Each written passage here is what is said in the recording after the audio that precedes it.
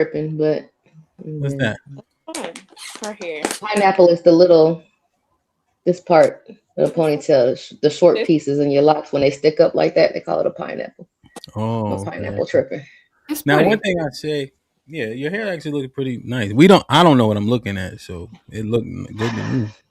You know, you probably Appreciate have it. some like the maybe top three like cleanest dreadlocks I've seen. Real mm. Ah, shit. thank you, but that's kind of sad if you look at everything like all encompassing. I live in You DC. right. There's a lot of dreads out there. Yeah, well, yeah, you're right. Oof, terrible. Just walking But by like, past air, be like, oh, yeah, yeah, they walk by wind is Ooh. crazy. That yeah. people would shock you with they walk by wind, Krishan. I'm telling you. Tay's always look clean, Callie, and one of my friends named Joe. He cut his, but he always used to. He's the one that I don't know if I told you, but he was like in the top 5 to be an astronaut. Oh But they wow. only selected one person. Okay, Yeah, that's awesome. That's sharp dope. guy. Yeah, very sharp guy. He got his last degree. He's a was it mechan? No, want something engineer, but he got it from Carnegie Mellon. Real sharp guy. Okay. hmm Wow. hmm So yeah, he was staying in. I forget what they call it, the SIF maybe. So like he couldn't have his phone. He was like staying at NASA. So he was down here in Houston for like a month, going back and forth. So it was like 15 people, then 10, then 4. So maybe next time, man. Like, share, subscribe, tell a friend and tell a friend. Hit that like button right now if you can. That helps the channel the most, man. Salute to everybody piling into the stream. The stream will be epic. I promise you. Coach Tay, what's popping? Oh yeah, motherfucker. Hey, y'all. Hey, what's going on with you? Everything, man. How the business going? Oh yeah, motherfucker. It's going good. I got a an event Oh out in yeah. Atlanta next month. Oh yeah. Check me out. I'll drop Okay, the link. okay. But Yeah. yeah, check me out at the Atlanta? Yeah, we got a little social affair. So it's just a little bunch of booths set up. I'll be at the Candy Coated Cosmetics and Skincare booth. So yeah. Okay. Candy You know the Cali out building. there.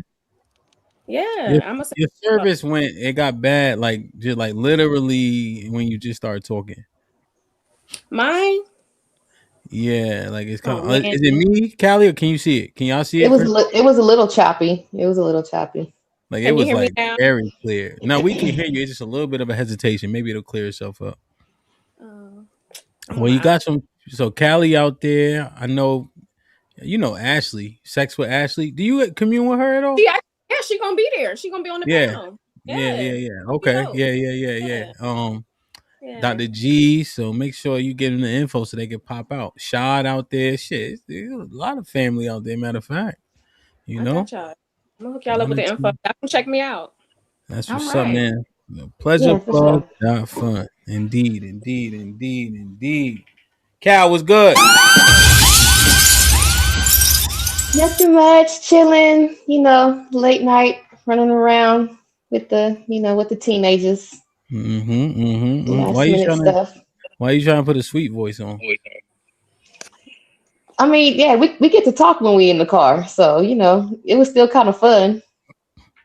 What I'm talking about right now, why you got a sweet voice on? Cause that's my general disposition. God. Stop the cap.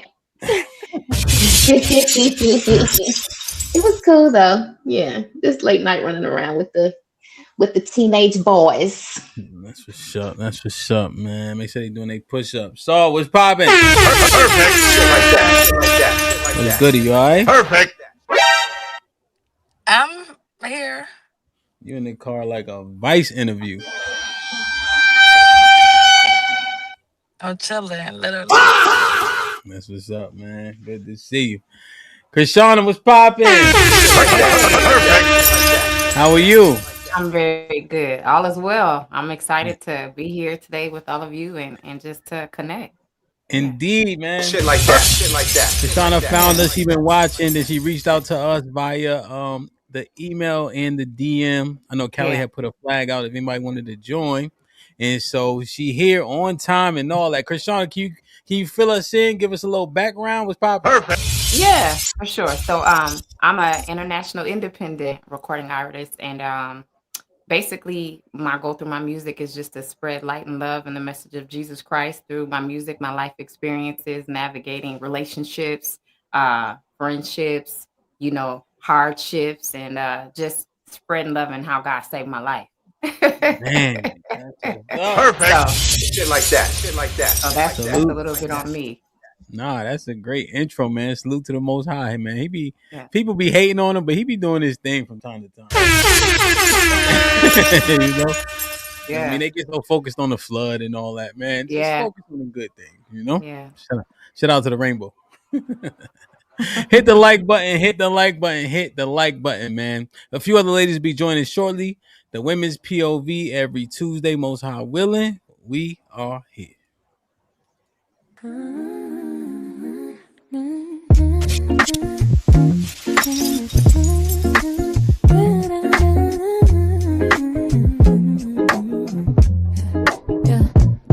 Women's POV, a place to be heard. When it's POV, I need a word with my girls. When it's POV, Tuesday nights trying to get it right. It's just real point of views from real women's lives now.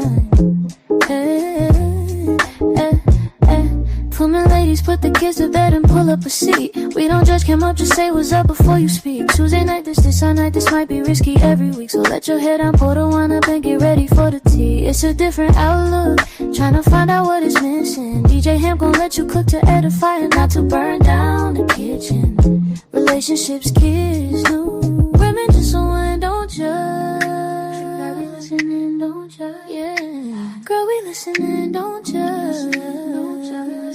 Don't judge. Cause girls just wanna fight and women just wanna have fun. Women's POV, I need a word with my girls. Women's POV, Tuesday nights trying to get it right. It's just real point of views from real women's lives now.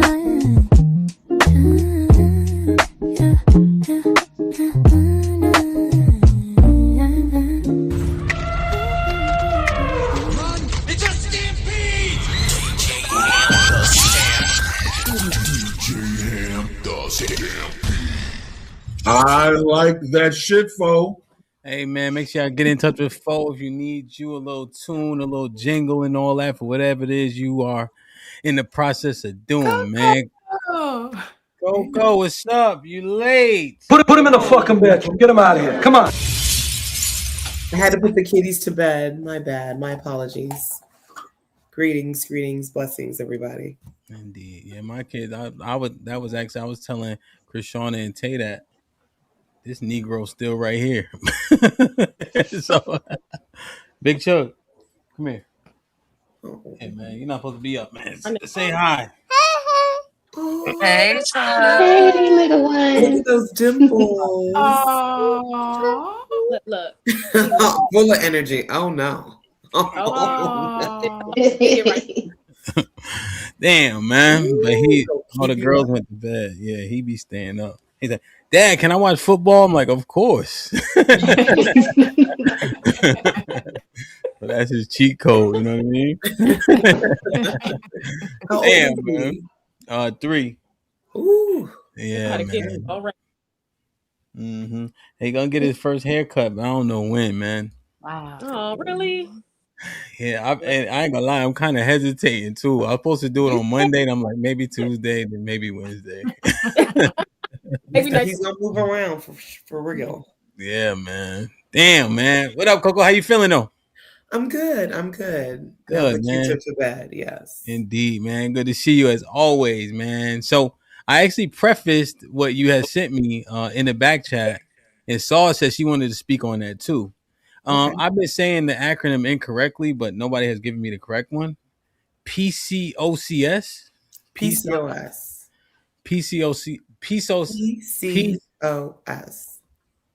The shit where y'all get a beard and all that. Polycystic ovarian syndrome. That one. So you watched the show. I gave Krishana, Callie, Coach Tay like a little bit of a rundown. Saul wanted to really speak on it. You saw the show, so do I need to read? You know what? Y'all saw the show. Saul, what you think? Coco, what you think? Callie, what you think? It's a broadcast. I was Can't just hear me, maybe. Cal. Oh, there you go. I said I don't really know a whole lot about it, so I was just kind of listening. Um, yeah, Okay. I don't really Yeah. have an So opinion. okay. So what were you thinking? I seen some of your chats earlier. I know you had a strong opinion regarding the opinions that were being shared and what you think about it. Talk your shit. I don't think the opinion was strong.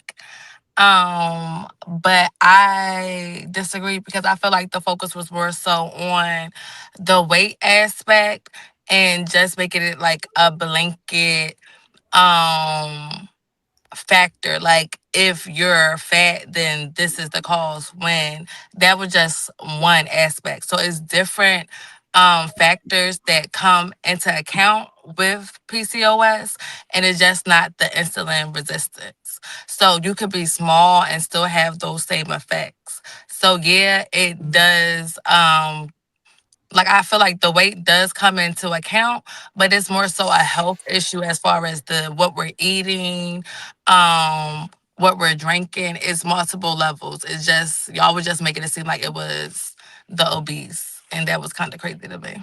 Yeah. Okay. Yeah. 100%. I was looking at people who died from COVID, and they had pre-existing conditions that got them up out of here.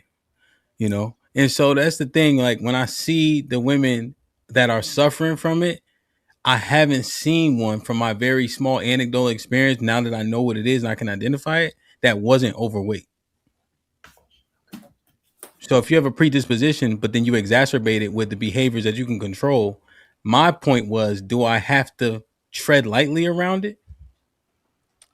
Um, that's your predisposition, because just because you haven't seen it doesn't mean that it isn't out there. So a lot of the other girls that are not obese that have it, they may not have the facial hair. Maybe they have different menstrual cramps, or maybe they gain weight to the point where it's not obese, but they gain 10, 15 pounds. It's just like, I don't know the whole rundown of it because I don't have it, but I do, and I can for sure say that it's just not the weight. And I feel like it is a level of insensitivity. So yeah, the joke was a little funny, but I don't know. Yeah. Okay. My last point, and then Coco, you can take the microphone. Mhm. Is if I know, right, that like let's say I come from a family that has a history of alcoholism, right? Do we all understand or agree with the level of epigenetics? Right, things can be passed down more than just genetically. It could be trauma, can be passed, and etc. Hmm. Yeah. If I have a family that has a addictive personality trait, right, and alcoholism runs, and then I indulge in alcohol, and then by proxy become an alcoholic, knowing alcoholism runs, I just don't know why people would treat me special or softer when I made these decisions, you know? But I understand your point. That would just be my last retort to your point. But you could get back in. I just want to get Coco's opinion in, and then we can get the other ladies who are thinking about it as we talking through it. Coco, what's goody? Yes. Well, to the subject of PCOS and obesity and weight, I think, well, I believe in, and just due to my background, we as Black women, we kind of diminish and minimize obesity, but it is a major factor, not just for for Black women, for all women, but I just want to speak particularly for Black women. It is a major leading factor to metabolic syndrome, which is, and not to geek you out, um, uh, our mitochondria produces the energy that fuels our bodies. And with mitochondrial dysfunction, meaning the efficiency of our cells and the energy that it produces gets limited because of insulin resistance, which is due to poor nutrition, which overwhelms our systems, which causes diabetes, which is also um, which leads to all other instances. Because typically, if you have diabetes, you're eventually going to have high cholesterol because it's metabolic dysfunction. And when we say it's not only weight, weight is a primary factor and driver when it comes to heart disease, diabetes, and cancers. Even when it comes to breast cancer or ovarian cancer, a lot of cancer survivors will say that their oncologists will recommend, in addition to chemo, whatever therapies, that they need to get as strong as they can, that they need to really watch what they're eating because sugar is a driver as well, or refined sugar, should I say. Mm-hmm. So it's not to say we shouldn't just culturally, I know we have thoughts when it comes to fat people or obesity. I don't come from that mindset. I come from it as in, if you are in a certain body fat percentage, you are an increased risk for these diseases. It's not an opinion, it's a fact. So from my background and when I work with individuals, that's where I'm coming from. I'm not coming to shame anyone. I'm not coming to make someone feel bad about themselves, but I'm coming to empower them and let them know that our food is killing us. Us not moving is killing us more than anything else, more than abusive Black men, or more than the system, or more than anything else. What we're putting into what we are eating, what we're inhaling, and us not moving is killing us and is reducing the quality of our life. And there's a couple of books that really get into it. There's this book called Good Energy. There's a ear, eyes, and throat doctor that just, she was solving the symptom, but not the root cause. And it came to mitochondrial and metabolic dysfunction. And then there's this another book called Forever Strong that talks about how muscle health really, Americans generally are under muscled. We have too much fat and we're not as strong as we need to be. And it really just changed the dynamic of how I thought about coaching individuals and really what the focus and emphasis should be. So I'm not saying it's particularly for PCOS, it is a hormonal issue. It is that women are producing too much androgen hormones, which messes up a reproductive cycle. Not to geek us out, but it again, it goes back to mitochondria and energy production in the cells. And once that messes up, it messes up a slew of a whole bunch of other things. Like a domino. Again, when it comes to obesity, we shouldn't minimize it. It is a major issue, and we should address it. So, Coco, question, and then you got ladies, feel free to jump in. Don't you have a question? I know you said that you're not here to shame anyone or etc. However, is this not a crisis? Yeah, it is. It is a major crisis. And when I see people, all people, I just look at them as ticking time bombs, because by the time you're in your 50s and your 60s, typically most people in their 20s and 30s have normal blood pressure. Today, I mean, this month is American Heart Month, so I've been doing blood pressure checks all day long. Yeah. And when people tend to be overweight or obese, they tend to have high blood pressures. I'm not talking about just 120s or 130s. I'm talking about 150s over 110s, or 160s or 170s over 110s, 120s. And that is dangerous. But most people don't know, because they take their blood pressure once a year, that it fluctuates day by day, and the day-to-day choices that you make affect your blood pressure. So I'm not to shame, because shame means shut down. People don't want to hear what you have to say anymore. They think it's a value assessment. I'm here to give what the data shows and what we can do to stop it or to reverse the effects. Okay. Coach Tay, Krishana, any commentary on this? I'll get Rel in a second. Krishana, you want to go first? Sure. You know what? Just coming in and listening to the information that's been presented, I actually don't have a real rebuttal, but I think it is.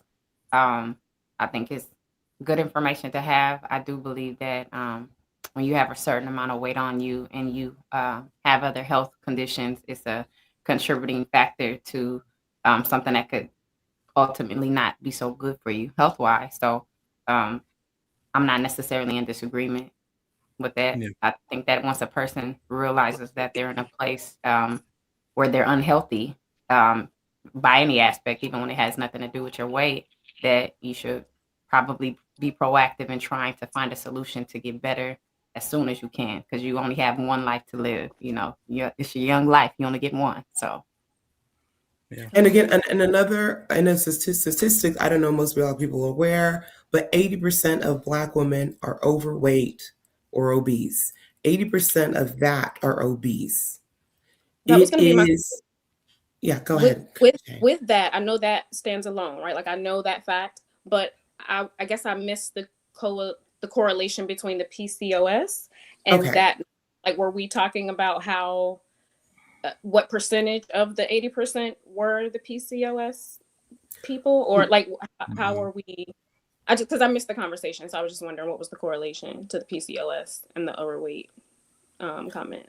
Well, unfortunately, in terms of the studies, there's not a direct one-to-one to say if you're overweight or obese, you're going to have PCOS, or most overweight or obese people have PCOS.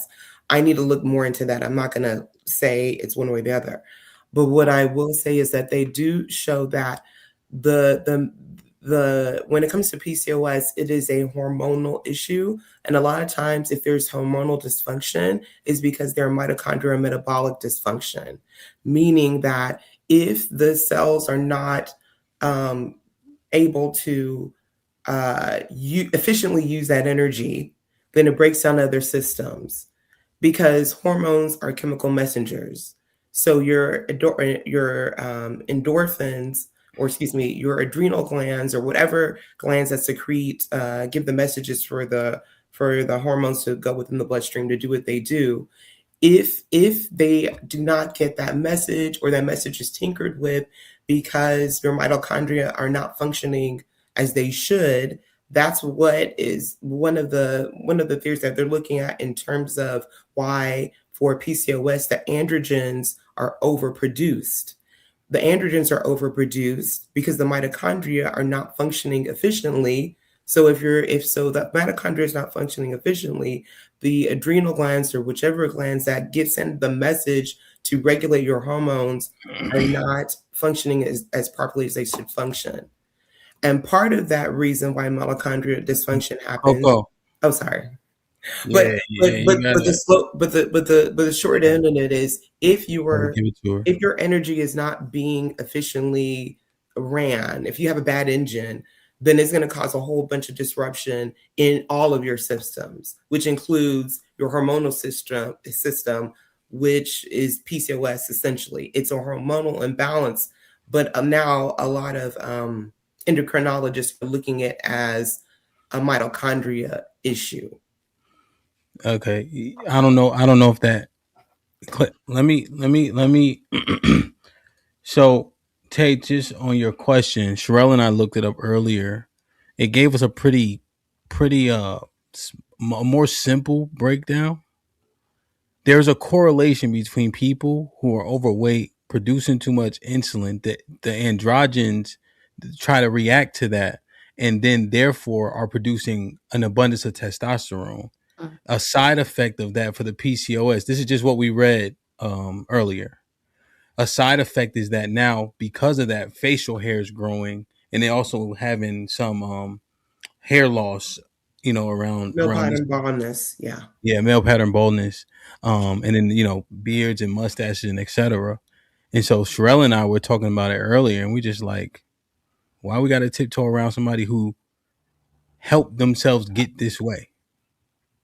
Like the overweight folks. Because to Coco's point, there is when we looked at it, and Sherelle can attest, that was it wasn't a 1-to-1, but it was heavily correlated because of the trying to produce too much insulin, and then the domino effect that Coco was alluding to, and Saul was just saying, maybe we should be sensitive around this, because all of those people who have PCOS aren't overweight. But when we see it, those people often have that overweight factor attributed. You see? And we can't say it's all. It's not 100%. Nothing is 100%. But if most of those people, yes, are overweight, then there's a strong correlation to that. Yeah. And that's the primary reason. And I think that is something to highlight. And I don't understand the sensitivity comment, because I feel like Well, I think it's the issue. Like, if we're gonna address it, we need to attack this. This is a crisis level situation. It's not just, oh, 20% of you guys are just off, off kilter. No, most of us. That's a red flag. It's a major red flag. And I think that PCOS is not just, clearly it's not the only one, but there are so many diseases and diseases we're creating in our bodies by continuing to put trash in it and not, making the right decisions to move more and choose better in what we consume. When you guys hear a number of 80% overweight, right? Is that it, Coco? 80% overweight, Yeah. and out of that 80% are obese. Is that what the? Yeah. Yes, that is correct. That's everybody except the kids, Yeah. right? Like it's it's Yeah. like And it's even the kids, the third of kids, meaning minors, 18 years or younger, are overweight or obese. A third. yeah. At No, this point. I'm just saying. There's everybody. Like I mean, that's I know it's not like Coco. If you owe me $100 and you offer me 80, I might take it. Like that's that's a lot. And Sherelle was she was doing body language to share your sentiment, Coco. The kid's fat too, so I saw. um, damn, yo, like, what do y'all think? Like, that is scary. Like, Major. and then Yeah. you guys' body composition, you would naturally have more fat, right? Just women in general, right? So I don't know if that hurts or helps. I'm not as versed in it, but it Well, I will seems say this. I So, a don't know. healthy body fat range for most women, according to the Academy of Sports Medicine, is between 20 to roughly about 36%. Again, it increases the older that you get, Yeah. but between 20 and 36%. But even with that, at least more than half are probably between of all women, and then we can go into Black women, is at least 38% body fat or more. Okay. More than half of American women are at least about 49 to 50% body fat. Okay. And that is a problem. And that causes that is a whole bunch of issues. Not much to talk about waist circumference, which visceral fat is a large indication if you're probably going to have diabetes or cancer Yeah. or heart disease. So it's an issue, but it's an issue. Unfortunately, I think a lot of Black women do not want to confront, because that means that we would have to take accountability about what we're eating. And a lot of us, I mean, myself included, we like the foods that aren't good for us. Yeah, they taste the best. Yeah. Yes. And that's by design, but I'm not going to get on that soapbox right now. Yeah, no, 100%. So yeah, I don't like peas. That's for damn sure. So what do we say? Right, this goes into a larger conversation that can be skirted, because we're talking about men and women in relationships. So they'd be like, well, we don't got to be accountable because of you guys, how you guys behave or what the men do or not do. But this is more like, yo, you can own this without any type of buffer. I always say a thing: how you do anything is how you do everything. Mm. If you don't want to be accountable here, I don't know if I can expect you to be accountable there. You can't. So what do we do? Because this is concerning for Black people. Mm. 80% of Black men date Black women, right? In terms of marriages, right? I just use a stat that we Yeah. can quantify. So, like, what do we actually do? Is shame and attack? Like, what do you do? Like, how do you fix this? You, Go um, ahead. Yeah, go ahead. Now I don't have the answers to everything, and obviously we're all individuals, right? But Mhm. I think that trying to approach people positively, like, for instance, something that you might have in your routine on a daily basis, like you might go to a workout class or something like that. And I've done that occasionally, where I'll say, hey, I'm gonna be going to this workout class. You interested in coming with me? I got a free pass or whatever. Just starting invite people to come with you, or offer healthy alternatives. Like, some people may not know how to cook well, or not pay attention to the certain things that are in their food when they're cooking. You know, what causes what. I know I was guilty of that myself, of not paying attention to the ingredients that was actually in the food. I just got it because it tasted good to me. So, but once I started learning and then feeling different things in my body, then I switched it up because that was important to me. But I think that sometimes word of mouth helps. You know, when you're talking to anybody or you see something, you can go to people in love. You can be firm and go to them in love and just offer a suggestion or a solution or something. Start light, start soft, just depending on the person's temperament, if that's how you want to approach it. But I mean, if you're a person that's like, you know what, sis, or, you know, my brother, you a little, you know, one of those type, you can do that, you know. But I know that a soft answer will turn away wrath. So you can approach it that way and just say, yo, you want to come with me to this class real quick? It's a start. Okay. Yeah, I would say most people don't know what's in the food they eating. You know, most of us don't know how to properly prepare. You know, even from oils. You know, Yeah. how quickly they burn. You know, just there's a whole lot of factors that go into this for sure. Man, okay, yeah, now 100%. We have a fitness room in the Discord, right, Krishanda, to your point, and everybody's doing the workout, right? One Mm, person curates the workout, the other mm, people agree to said workout, and then they do it, right? Now there are no handicaps though, so there's no right. like you can do adjusted push-ups. Like you can't do push-ups when everybody has to do regular push-ups. So there's no cut cards with that. You know, but it is like a yo, we doing this, come do this. And if you come down here and do it, we'll push you through it, you know? I think that's And there great. yeah. I just now here's my what gives me cause for pause. It's a small group Mm, that participates. yeah. We've seen a thing, and I need to do a show on this. You know how you hear those mantras? Oh, y'all the leaders, right? You know, y'all supposed to be the leaders, you know, the questioning of male leadership. But Hmm. then we've been challenged as men in a bunch of different arenas, you know, and I've seen most men not step up. And this could be a push up challenge, a boxing match, but I've seen most people fold before they even get to that point. Men, I'm talking about. Mm, mm. But that's just a show that I'm thinking about doing. But you know, just in terms of that, I don't see people like, yo, come on, come do it with us. Most people aren't coming. I'm That's So being true. laugh. I thought about that because when you were talking, I'm like, it sounds good. But when I tell my friends, hey, I'm about to go hike, it's cold outside, make sure you lay. You think they'd be like, okay, girl, I'm gonna meet you there? No, no. They'd be like, all right, girl, have fun. we rolling over in the bed. Let me know when you get back. You want to go to brunch or something like that? It's not. Oh, okay, I'm gonna put my boots on. I'm gonna join you. And I've been hiking for years, so it's like it's not like, oh yeah, girl, I'm just the friend that hikes. Like nobody's coming. You know what I mean? So a lot of times he's got to find different ways to get people engaged, but asking nicely ain't one of them. I think managing expectations help. Right. Because the misconception of fit people or people health conscious is, oh, they love it. They love to do this all the time. Absolutely not. I lift heavy weights 5 days a week. I have to physically put myself on the space to like push to do it.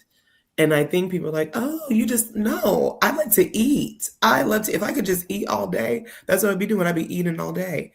But you have to physically, you have to tell people, you have to think about it as a job. I know people like to like soft launch people into working out and like, oh, do the workouts that you like. You can do that. But when the scale doesn't budge and when the pants still don't fit, it's like, oh my gosh, I'm like, why is this not working? And then people get frustrated and quit.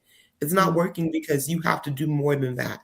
You can do that initially, but the body is such a well adapted machine, it will eventually move to the level that you're moving. So you're always going to have to adapt, progressive overload to trick it so that you can shape or mold your body in the way that you want. So really managing expectations, I think, is going to help and letting people know that this is not instant gratification. This is not going to happen in 30 days, 21 days. It might yeah, take 6 months, at least at 2 years, least 2 to 3 years for yeah, you to ultimately see the results that you would want to see naturally. yeah, 100%, man. And I think that is a great testimony right there. So I want to reiterate it. So I go to the gym every day. I got a boxing match, and I get up early and I do 2 a days, and I hate every second of that shit, Coco. Oh But yeah. I don't hit the snooze button. You know what I mean? Like I just get up and do it. Now once I'm there, I'm there. And I go to the best of my ability. But 100%, like that shit is not fun, right? I know all them influencers be trying to influence. That shit is not fun, but it's worth it, right? Yeah. Treat it like your job. You don't want to be at your job half the time. Right. Treat going to the gym like your job. These people annoy you. You're gonna roll your eyes and be like, "Oh, I don't want to be in this place, but I have to do it because the bill's got to be paid." Your body's a bill. And that paycheck is going to be that clean bill of health that you go to the Yeah. doctor constantly to Mhm. check. You know what I mean? Like being aware of your body, you get to know, like, oh no, I can't do that. That hurt. Or oh no, like you really understand yourself. And I'm not just saying just go to the gym. You can do plenty of things at home. You can work out from a chair. People just Yeah. have excuses upon excuse upon excuse. Yeah. Like just get up and knock it out in the morning before your brain realizes what's happening. That's what I do. Right. Right.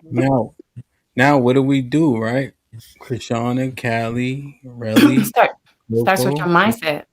Yeah. So Starts this with the your thing. mindset. Now let me just prep. Now let me say this, right? Because I want y'all to hear. I tell the men this all the time. Don't speak to me in platitudes. Don't Yeah. tell me just go to the gym. That's why Planet Fitness be full in January on Tuesdays when they serving pizza, right? People be You do. backwards on the machines. They don't really know what they're doing. They do have the built-in trainers, but if you know that that's somebody doing a job, and he just making sure the Tootsie Rolls is there in the front, right? They're not the best people to help you get to where you need to go. You know what I mean, right? I mean, it's just but how it's built in is just and so like, what does it really mean? Like, how do we really galvanize people to do these things? And I'm asking y'all a hard or impossible question. You know, there's several people I could say, yo, just do it, and they'll go do it, right? But the overwhelming majority, in my estimation, they need more than that. And if I'm not being hard on them, I just don't know how else. Go ahead, Krishan, I'm done talking. Well, I guess from experience, some things that I've seen is, generally when you talk to somebody, you ask them how they're feeling today, how are they doing? When you hear somebody that responds, well, I'm not feeling that well today, or you hear that often from them, you're not feeling good in your body, you're sluggish and all these different things. And you can talk to them about like, hey, what have you been doing? What you've been up to?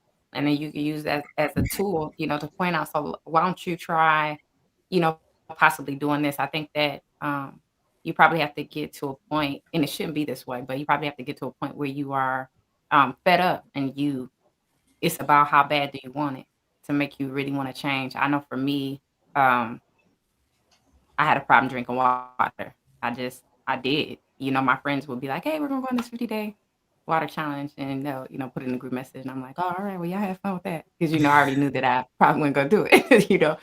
And so I had to personally pray and ask God to help me with that so that I could drink water. And he did. I love it. I love water today. But that was not always a real thing for me. And I realized, like, even in my body, I would feel sluggish and not have energy because I would go days and years only getting like water out of maybe juices that I was drinking, or whatever the Mm-hmm. case is, whatever water came from that. I wasn't Mm-hmm. just drinking straight on water, but I noticed the change in my body, and that encouraged me even more. So I think that sometimes people have to get to a place where they are fed up, and you'll have a mindset change. So let's do this, Krishana, because generally, when I hear sometimes, it doesn't do much for me. Okay. Do you think the majority of people have to get to that breaking point, or enough is enough, or you think the majority of people will do it because it needs to be done? I think a majority of people will do it because they're fed up. Because there's a lot of things that we can do that are beneficial for us in life, but we don't do them because there's no So urgency. 80% obese ain't enough. It should be.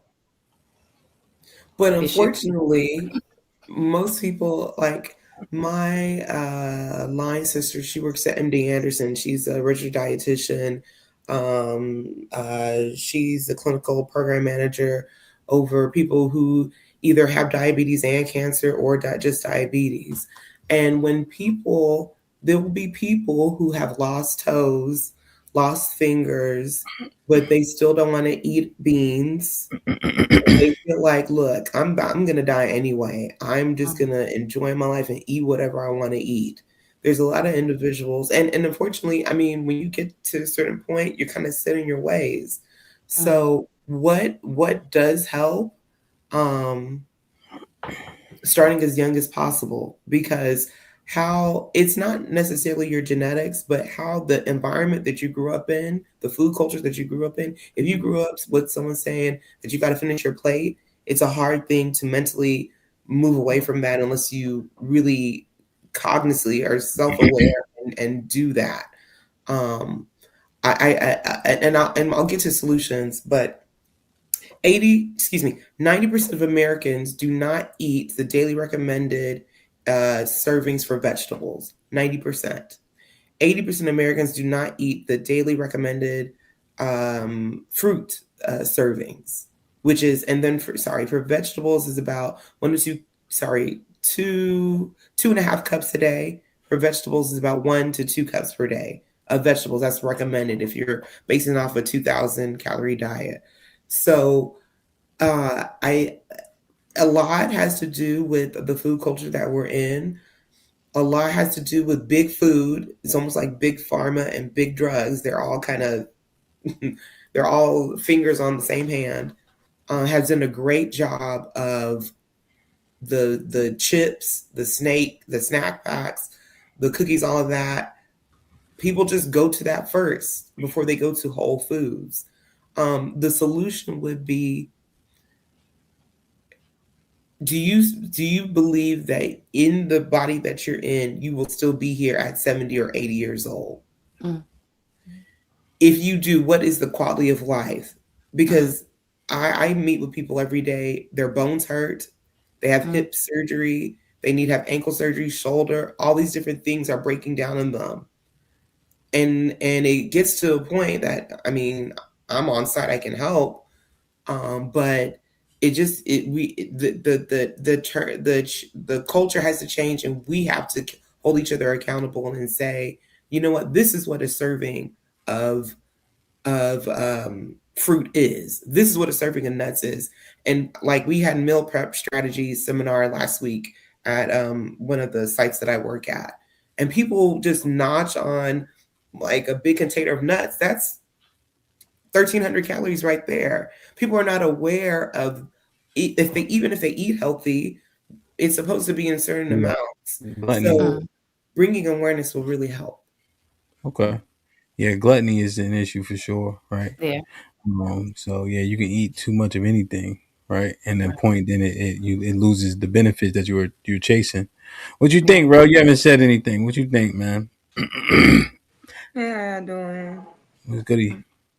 I think it's almost impossible to get people to lose weight, especially Black women.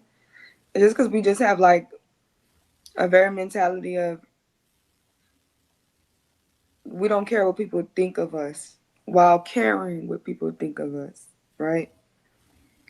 So since we've had this ostracization from the world, we feel like it's nothing that we can do to make the world accept us, right?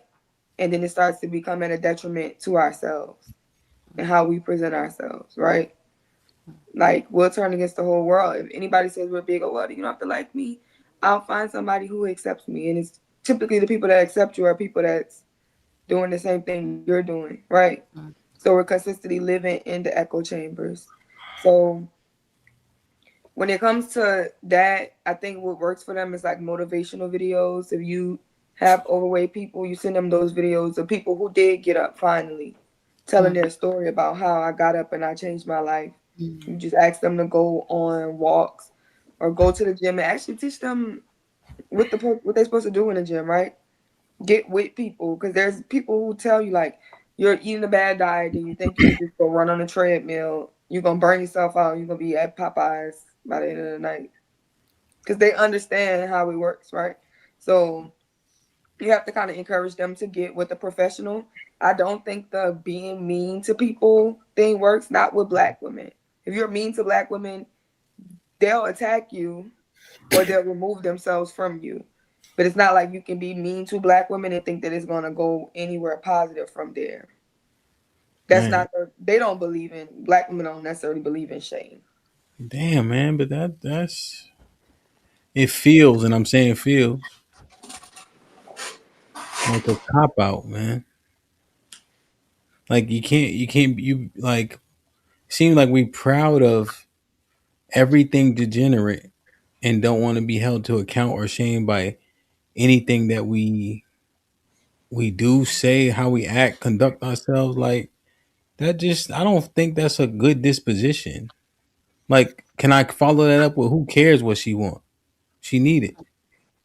Right? She cares, right? And if she don't care about herself, you can't make her. Right? Because a lot of people are like we it's so easy for us to say he's an alcoholic. He's on drugs and you're addicted to sugar. And it's killing you the same way the drugs are killing him. And it affects your life. It affects, like, we're dealing with depression, right? We're dealing with sadness. We're dealing with all of these different things. All of that goes into it. Like I said, earlier you wasn't listening to me, HAMP, because you just do stuff like that. Your doctor will tell you, like, losing weight is a cure for everything, even depression. Yeah. Facts. Right? That's so correct. So, and it's cheaper. Yeah, so it's like yeah, right though. You do feel better about yourself. We'll get to the point where we accept that we don't apply ourselves and we make excuses for it. We know that working out is hard, and we know that the food is too good, it's too seasoned. You know what I'm saying? It got all that stuff in there that you like. You know what I'm saying? It's like an instant gratification. So you already sad and you're coping with food. Food makes us feel good. I've never seen Black people happier than surrounded by food. You want to see a group of happy Black people? Go to a restaurant. They're going to be at the table from ages up to ages down, right? So food gives them joy. So they have to learn how to, even like when Tay said hiking, Black people still think hiking is a white thing. Yeah. They're like, they're not into activities, going out and moving around. Every single pastime is including food. For the most part, yeah. I even had snacks on my hike. You know what I mean? Yeah. Trail mix. And I do think it's a culture of it trying to change. Because like I said, I don't think that Black women was taught beauty is our currency. We wasn't taught that, right? But we do have the generation of women that's kind of just being more vocal about how you present yourself. I think the number one issue in the Black community is we have commitment issues. It's why our relationships don't work. It's why our diets don't work. It's why our active lifestyles don't work. It's why we can't really go to school and get tangible degrees. We're not committing to anything. We easily give up on everything, including ourselves. God damn. Think about all the things we don't want to commit to. It's a commitment. Man, do we love ourselves? That's a good question. I will say unconditionally. The diets don't work though. The fads and all that don't work because that's temporary. But lifestyle changes that's what works. Changing out what you eat, swapping out this for that, taking the steps instead of getting your butt on the elevator. Like all those little things make a difference. And it's not like, that's what I'm saying. It all boils down to excuses because you can do things every day. Like you can just walk for 30 minutes. You can walk. Everybody can walk. Just put one foot in front of the other. You walk in them stores. You walk around that house. It's so I just like miss me with all that because at the end of the day, it's not about just us. It's about these families we producing. You are creating a positive environment, like a healthy environment for your seeds to grow, your husband's seeds to grow. You know what I mean? So it's not just about us and feeling good in our bodies because yes, that's important. But it's also about the seeds we carry and the life that we are giving and birthing. So it's about more than just taking care of ourselves because we want to look good. We have to feel good in our bodies and they have to be taken care of. So I think we should focus on that too. You muted him. I got a question, Krishan and Callie. I put up a post one day on Facebook. You know, Callie, you know about Facebook. You old, so you know about Facebook. I said this might be risky, what I'm saying.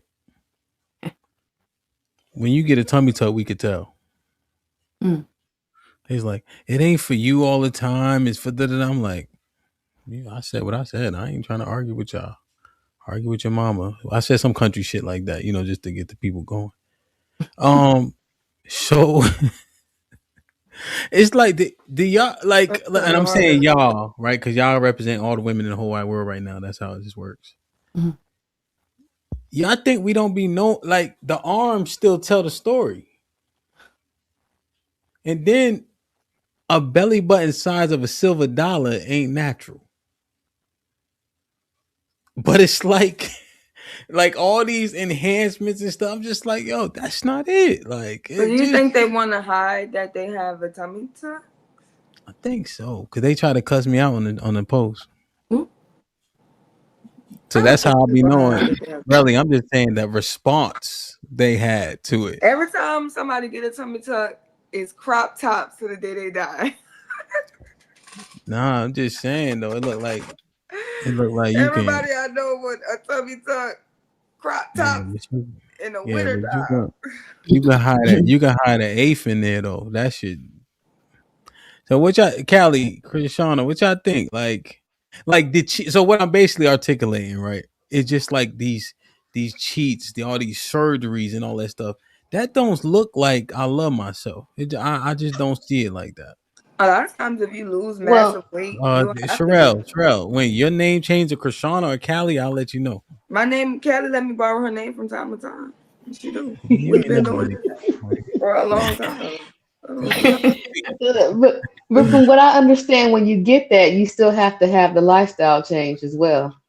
Like when they get the surgeries and stuff like that, you still have to change your diet. That's, I mean, from what I understand of it. So you should, you think it's a cheat code, but it's kind of not. Maybe a head start, but it's not a cheat code where you don't have to do anything after that. You know what I mean? You still have to go on ahead. People still be in the gym, like, you know what I'm saying, and working out, and they still have to change their diet.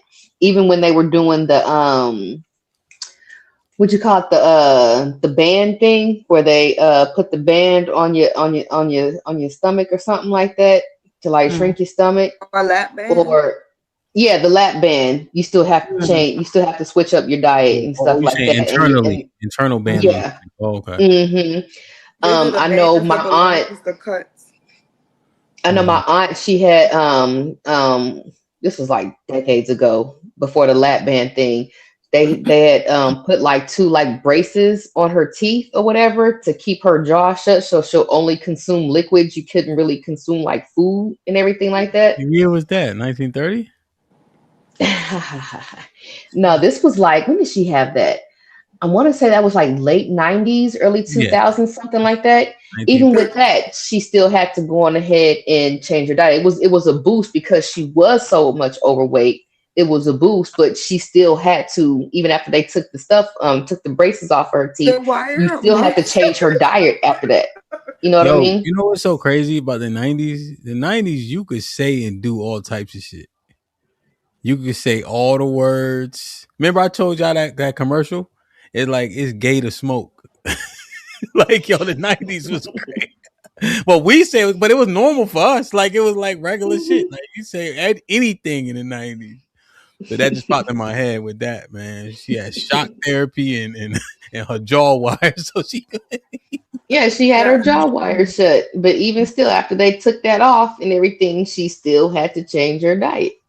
Yeah. I don't think there's any escaping that. But I was gonna say to go ahead and like motivate people. I know what worked for me and what worked for like my friends is giving people smaller goals that are easily accomplished, and then you work your way up to the bigger things. So, swapping out the water for the Kool-Aid. Y'all know me. I love my Haagen-Dazs mint chip ice cream and everything like that. I used to eat like 3-4 pints a week. Ain't no half a pint and then put it back in the freezer. What, none of that. No, I'm eating the whole thing. But cutting that down to, once a week. You know what I mean? Just because, I can't give up the sugar. Okay. I just can't. I'm addicted. Like Sherelle would say, I'm addicted to the sugar. Yeah. But cutting that down from 3 to 4 times a week to once a week, it did a whole lot. Just those little things. I learned Love C or whatever like that. We were talking about chia seeds one day in our little chat or whatever. And I looked up how to make a chia seed pudding because, that still has a little bit of sweet too. You put the vanilla flavor in and everything. And that, I still get a little bit of flavor in it. Eat that in the morning. You know what I mean? Yeah, every once in a while I have me some Lucky Charms or some Cinnamon Toast Crunch. But, you're speaking like a weaning thing, right? Like you kind of wean yourself off things as opposed to like cold turkey, cold turkey, and all of a sudden you don't work out at all. But now I'm supposed to hit the gym 3 to 4 times a week. That's unrealistic for a lot of people, but gradual changes. And then when people start to see the change in their own bodies, that's going to motivate them on their own to go on ahead and continue and do more. Yeah. No, 100%. And y'all just inspire Rainbow Kid. He's about to go in. God damn. Yeah, it was a time where I could not go in the mall and not get a Cinnabon. If I'm going to the mall, I have to. Like it's a requirement for me to get a Cinnabon. Mm-hmm. Now I don't have to do that anymore. You know what I mean? Or if I do, I'll get like one of the little mini ones instead of that big one. Because you get the big one, you put a quarter in the jukebox. You gotta listen to the whole song play. If I get a big ass Cinnabon, I'm going to eat the whole Cinnabon. Yeah, that's what she said. Shauna, what you think? So I want to make sure I understand. It was the question, do I think women that get tummy tucks don't love themselves? Was that the question? Well, I was using that kind of like jokingly, but just when I see people make these, altering their bodies, right? Mm-hmm. I wonder, and people will tell you, nah, this for me, this ain't for nobody else. Mm-hmm. I just don't believe that because it does. Sorry, go ahead. If you got, go ahead. No, so you were saying, do I think that that's a realistic thing when people get tummy tucks? I'm just saying, like the love thing, love thing. Okay. Because we 80% overweight, 80% of the overweight are obese. We get these tummy tucks, and I'm not even leaning on the hair and all that other. I'm not even going there, right? I'm being dead ass. Like, there's something broken.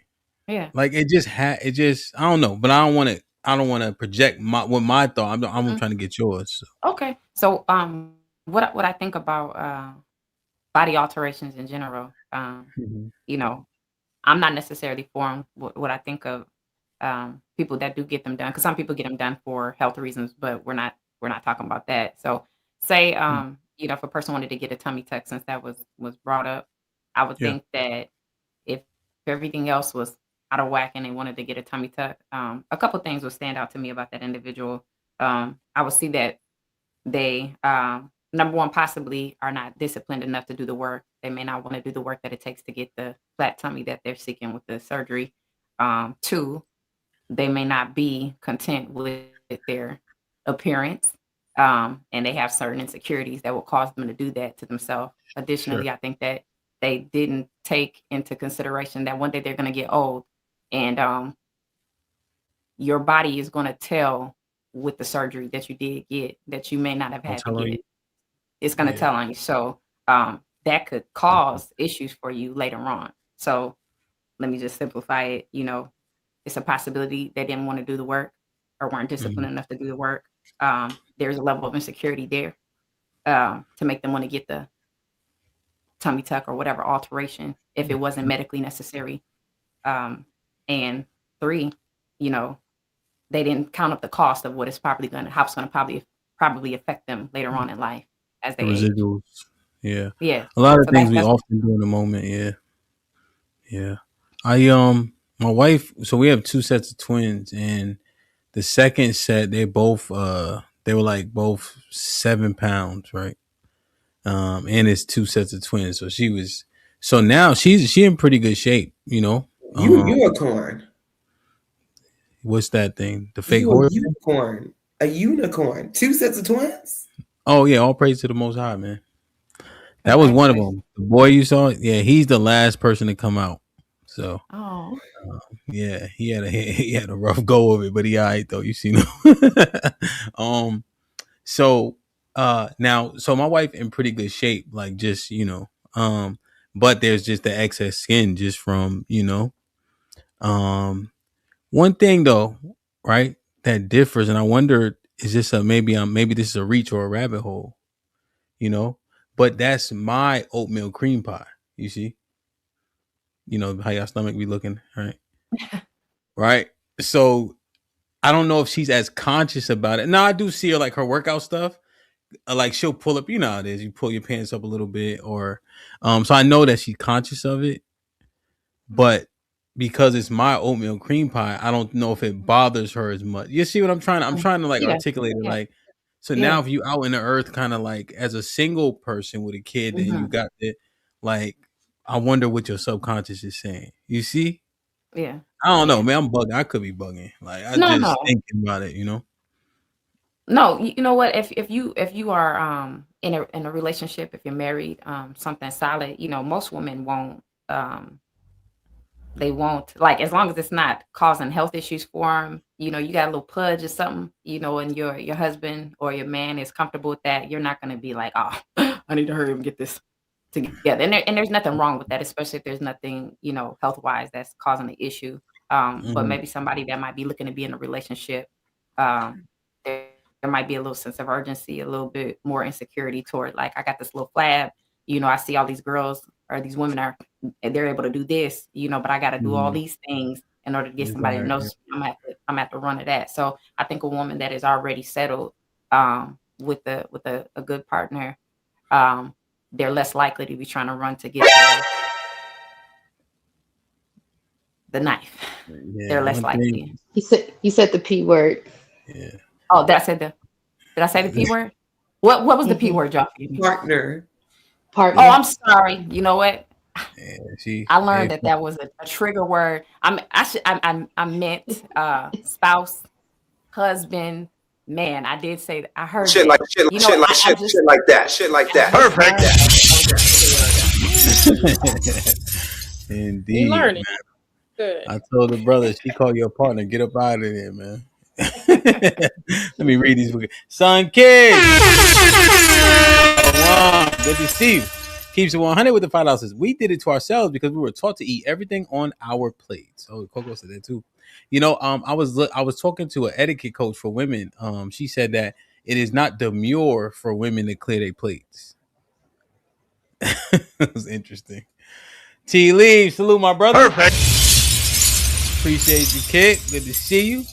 Nay, what's good? What up, buzzin', bird, flip a dozen. Holla at your boy, you thought your cousin was. There's a Nay in the building who renewed that membership. Nay, man, we miss you, man. We hope all is well. I know you on your grind and shit. Make sure you check in with us more often, man. Salute. Hey, yeah, with the $2. Gamify the fitness journey. Interesting. Philip with the $5 says, just showing love to HAMP and the beautiful black women. Indeed. Brothers still love y'all, even though y'all get on our last nerve. Perfect. Indeed. Nay with the $5 says, my Facebook post last month, quote, ladies, what y'all gonna do when your BBL expires? It was crickets. Wow. Put him in the fucking bedroom. Get him out of here. Come on. Damn, Nay. So I kind of want, see, now y'all got me interested in this convo, right? And these type of combos, we usually talk about things that are a little bit more sensational. But I don't know. I think it's some good edification here, just in terms of moving around, man, because it ain't nothing like feeling, I'm saying feel comfortable, being uncomfortable in your own skin. Well, look at Tiny and look at SZA. I mean, you can bring it to the celebrity. People have dramatically changed their face and their bodies. More Black women are looking like cat ladies in this, it's just crazy. I don't know why SZA did that to her face and her body. It really blows my mind. SZA. Wait, SZA, my wife is watching a movie. She's just in a movie, right? With Kiki Kiki Palmer. Palmer, right? Palmer. Yeah, they were on the Netflix, right? That's SZA, right? She looked regular. Did she get surgery after that, or I'm bugging? No, she been got surgery. Oh, It see, I just don't looks know. good. She looks good. Let me see. Well, she look at her, but she just looks Glorilla just did it too. She different. got all that surgery. She looked good too. She looks. I don't know why she messed with her face. I don't know why SZA messed with her face because it's gonna age you. I don't. Maybe she enters her late 20s. I don't know Because but, she's Because they in got the money. music industry and Yeah, beauty and they got it. is a top thing there. So everybody in the industry has work. That's their currency. It's not going to be looked down. Regular people look at enhancements as, oh, why are you doing this? In that world, you need enhancements to compete. No, that's it's true. a competition. Yeah, I know some who like get tummy the what do you call it, lipo all routinely, like stuff like that is routine, and that's they being poked with the little needle thing. So yeah, they go but far. her lips and her eyes. Wow. Oh wow. Yeah, that's what I'm saying. I knew she looked. I mean, I followed SZA early, so I'm just like, when she started messing with her face, I'm like, hi Did girl. she need it? I don't. No, she didn't need it. I don't think. She looks. I mean, she looked pretty. Yeah, She had an athletic gymnast body. I just don't. I don't know. Because when you get older, you tend to gain more weight. Yeah, it's but not she like didn't get a tummy tuck. She got a BBL. Who? SZA. She got a BBL. Yeah. Because look at what was the video with her with hardly no clothes on? Like she was very petite in that video, but then after that, I think is when she got the surgery. Yeah, she's singing her songs like she know like she insecurity with being with men because she know that black men rather be with a girl with a bigger booty. Like she sung songs about that, wrote songs about that, and then she went and got the BBL. She get the bigger booty. Man, what is this, man? This is in the field. What you mean? That's in the field. Like that's the realm that they compete on when it comes to beauty. That's us in real time hating ourselves. That's what it is. Think so? The world hate if you get the surgery, they talk about you having surgery. If you look regular, they'll call you ugly. It's really it's a no win because everything that you do, somebody's gonna judge it. Majority of women, if majority of women are obese, they're gonna need tummy tucks. Their stomach is never gonna be flat. No, I'm serious. Like once your body once your skin stretches, it is not gonna retract. There's not enough cocoa butter. And that, but they can lose weight. Like we ain't just talking about. No, they can. No, I'm saying they can lose weight, but a lot of times they have to go. If you have to lose 100, 200 pounds, obesity is 100 pounds overweight.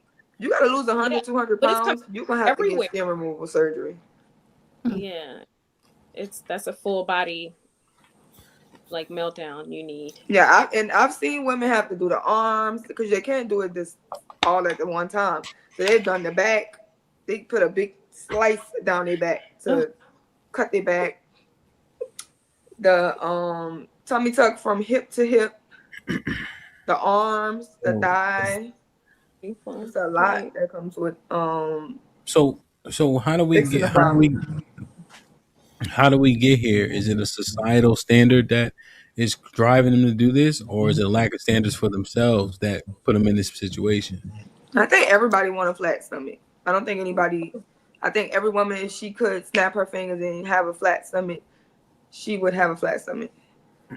So your stomach kind of mess up your outfit. Well, I'm talking about the whole thing, though. It do. Like stomach will really mess your outfit up. Do black women have the lowest of self-esteem? I think we. I mean, because black women aren't. Bro, can you hear everybody? Yeah. I mean, I'm just saying. You just asked me. I was talking. No, I was asking everybody. That happened that time. Like the phone would be where they could hear everybody but one person. Like when they log on. Go ahead, Coco. Then we can get Relly back in last after everybody else go. I mean, I think that a lot of times Black women like to project that we love ourselves and we love our image, but we cover ourselves the most. We chop off our nose, we put on someone else's hair, Jesus. We lighten ourselves, we cover ourselves with a mask of makeup. I mean, we profess that we love ourselves, but if we're doing all these things to change ourselves, I don't believe we truly do. The majority of us that say we do, we don't. So, and that does include weave and all that stuff, in your opinion? I believe it includes these wigs that are out of this world that come all the way, that you got to come all the way down here to push your hairline all the way back here. I do believe it includes that, because I was just thinking of it like, I'm very self-deprecating. This is the ugliest you'll see me. This is me ugly. This is me. I'm not cute. You know, I have narrow hips. I don't have big booty. None of that. But I'm just gonna, this is me. Period. I think a lot of Black women hide behind, and like all these, this is so funny. All of us here are minimally makeup, fresh face, not eyelashes that I can see, mostly natural hair. It is the women that I just see out in the wild that are extremely dolled up, that are extremely defensive, that have a lot to say about what they will and won't do or have, but they're dealing with a lot of craziness because they're not secure within themselves. Okay. I understand it. Anybody else? I gave you my 3 points on what I thought about it. Yes, ma'am. Yeah, and I like those 3 points, Krishana. I think we have a hard time loving ourselves because we don't know who we are, and it's hard to show up authentically as yourself when you're not aware of really, you know, who you are and what you come from, and really knowing like what you're doing here. Like I think we have an identity type crisis. It's more so, we don't know who we are and why we're here and what we're here to do. I think that's clear because we're doing what we want to do, and we are not taking care of ourselves. It just don't speak volumes. What is it that you're supposed to be doing today? Well, I mean, just our role as a woman, as a Black woman in the community, you know, being of service and, you know, taking care of ourselves so that we can show up in those roles in our families, and being able to, you know, be the helpmeet or helpmate to our husbands and our spouses and our men. But yeah, I think it has a lot to do with it. You know, it really, I know everybody say, oh no, that's separate, but no, it all boils down back to that, because, you know, we want these men, we want to choose us, and they're not gonna do that if we're not ready to step in those roles. Callie? Somebody got a little bit of feedback. Just mute if you're not talking. That way, just in case. Might have been real. Yeah. Callie? I feel like a lot of the makeup stuff, hair stuff, and everything. I feel like it's, as far as the hair, right? Yes. We don't even know what a lot of us don't even know what our hair, what our natural hair actually looks like naturally curly. We don't even know what it looks like. Never seen it. It's been perm since we was in, middle school, elementary school, or something like that. And then when we were, and then a lot of us, like especially the younger ones now, like the 30s, 30 something ones and younger. Yeah. Their moms snatched their shit all the way up Now they got traction alopecia going around. But they ain't had no edges since they were like 6. You know what I'm saying? So I think a lot of that when it comes to like the wigs and stuff like that, and this new, it's not even baby hair, they call it edges now. All of that shit is a product of that, right? Just lack of education when it comes to what we can, should, and even what it looks like for us to have our naturally curly hair, right? Even if you want to go natural and just wear it straight. A lot of people don't even, I don't, some people don't even know how to press their own hair, let alone putting the creamy crack in there and shit like that. A lot of people don't even know how to press their hair. So there's that, right? Makeup stuff is across the board, not necessarily just specifically the black one, but across the board, all races. Everybody wants to look like the cover of a magazine, as if they are on the magazine. You want to walk around looking like the cover magazine. But yeah, that's heavily airbrushed. Okay. Their skin really doesn't look like that, but everybody's trying to project that. And also with clothing, stuff like that too, right?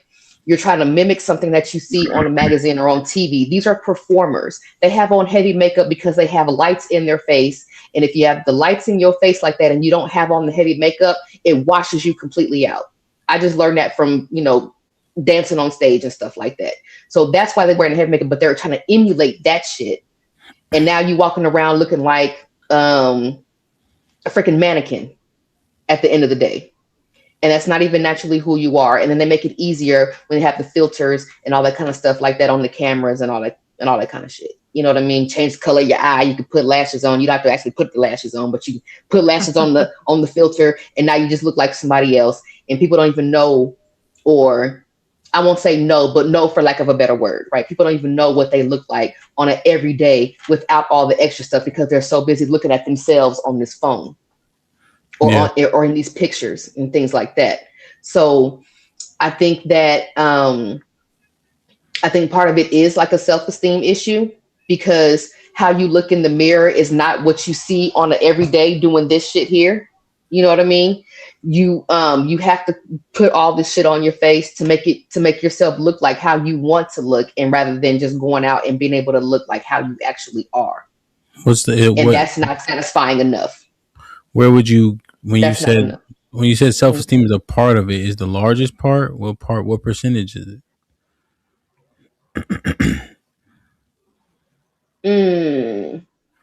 If I want to go percentage wise, I have to give it 60-40. And I'd say 60%, I say 60% self-esteem, 40% is just that you don't even know what your own self looks like because you don't look at your own self. Okay. Yeah, that's actually an interesting point about the heavy makeup for performance. You ever see football with the eye black on? Mm-hmm. Especially for night games, because if you like catching a punt and you look up, right, you got the lights, you covering receivers, the ball gets lost. So the eye black allows that. The sun too, it does it for the sun too. Like it gives you a little bit of clarity because the black is in such contrast. So you can see the ball at that last second when you normally may not without the eye black. So that kind of makes sense. Like people just wear it. You guys see what I'm talking about, right? With football. No, that's why you wear it, just so it can help you get a little bit of clarity in a bright light. So yeah, no, that's interesting, man. The esteemed. Here's what gives me cause for pause, right? Why don't they correlate the lack of esteem with the aesthetic? Like, is it correlated with the aesthetic to the point where wouldn't that push you to work out? Like literally, you feel better about yourself when you're in better shape. And I don't even believe in depression. Like that's a thing. I'm like I doubt depression even exists. I think people are doing themselves the disservice often, and then depression is often used as a cope. Now I've been working through this a little bit. Tay, you got an echo. Like I've been kind of like trying to wrap my head around depression. I'm just not there yet. But it seems like these are obvious correlations, and we know the cause of a lot of this shit, but we just refuse to do it because of makeup and nails, and that you can cover it. And let me just add this part, just for the say the quiet part out loud. it looks like men the sentiment is that black men desire the woman that is voluptuous, even if it borders overweight or whatever the case is. So I guess there's that as well. They get most of the attention. That's not true though. Not in real life, because y'all want fit or petite girls. That's what I heard. That's not what I see. That ain't what I see either, but that's what I heard. Well, where's the truth? It's hard to do that when 80% of us are not overweight, obese. I can't, I really can't, like, let that sit with y'all. Not overweight, not 10, 15, 20. Oh, she got some baby weight. Like, oh, she not the same size she was in college. We're talking about 100 pounds or more. Let that sink in. Damn. Yeah, I'm not saying that the obese women get the most attention. No, I'm talking about, the ones who are voluptuous, extra Coke bottle shit. You know what I'm saying? No, I'm just saying, but speaking to the numbers, like, we getting, women are getting chosen, like, are in relationships, are married, are, and it's like that 80% is still there. So it's not like they're not getting the men, you know what I mean? They are, but the problem is still there. Damn, Des, I should have hit you up, Des. So I usually don't read the chats that aren't super, but I think this adds to the convo. Yeah, tell you got the show playing or something. It's like I can hear myself. But this is an interesting addition.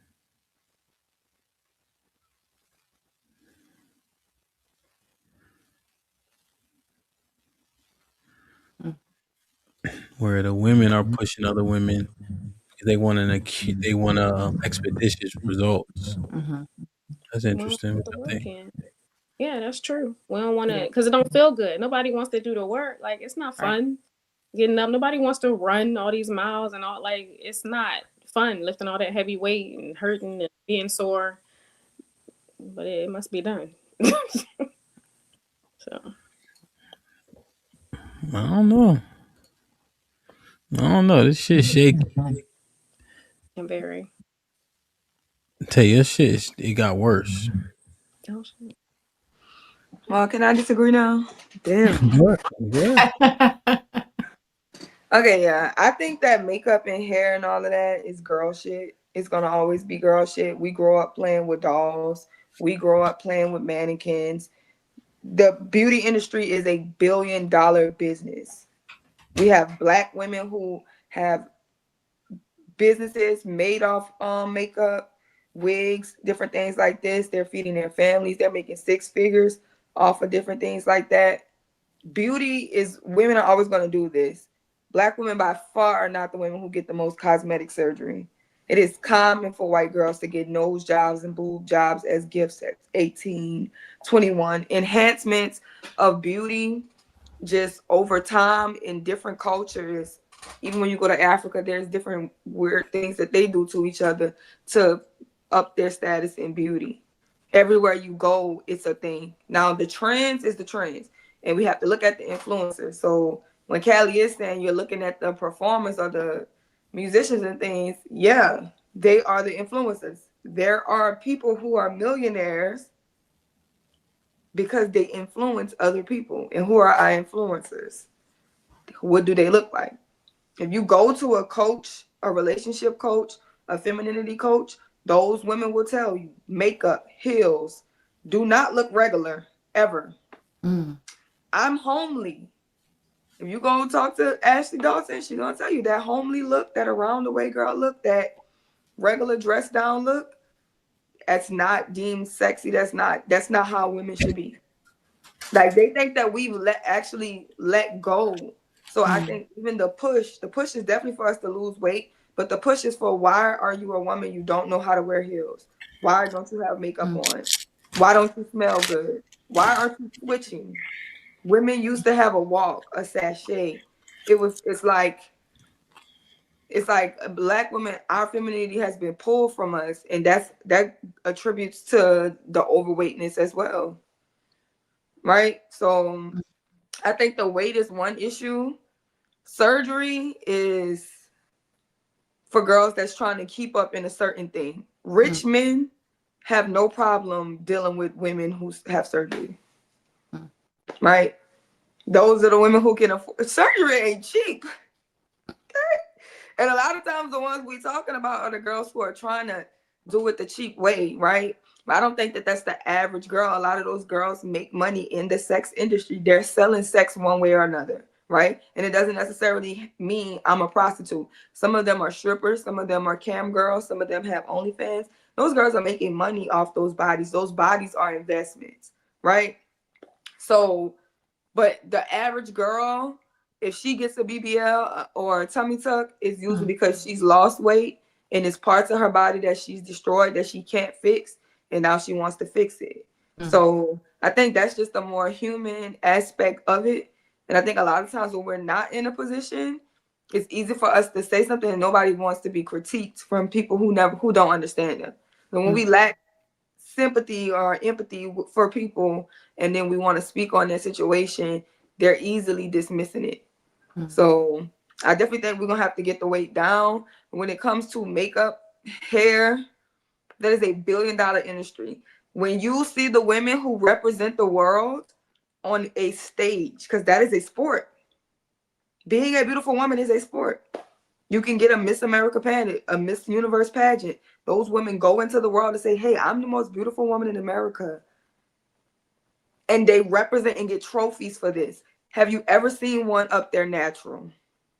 No makeup, no heels, don't smell good, no lashes. You will never see a regular girl in a beauty pageant. And some of these girls, they think their everyday life is a damn beauty pageant. Just as regular women, because it's girl shit. We've been doing this since we was kids. They gave us some Barbies. And I'm at the close and I thought HAMP was gonna come back. But they gave us some Barbies and the mannequins, and we wanted to be Bratz dolls and Barbies and sparkles and glitter and all of this extra stuff. So I think that goes into just girl shit.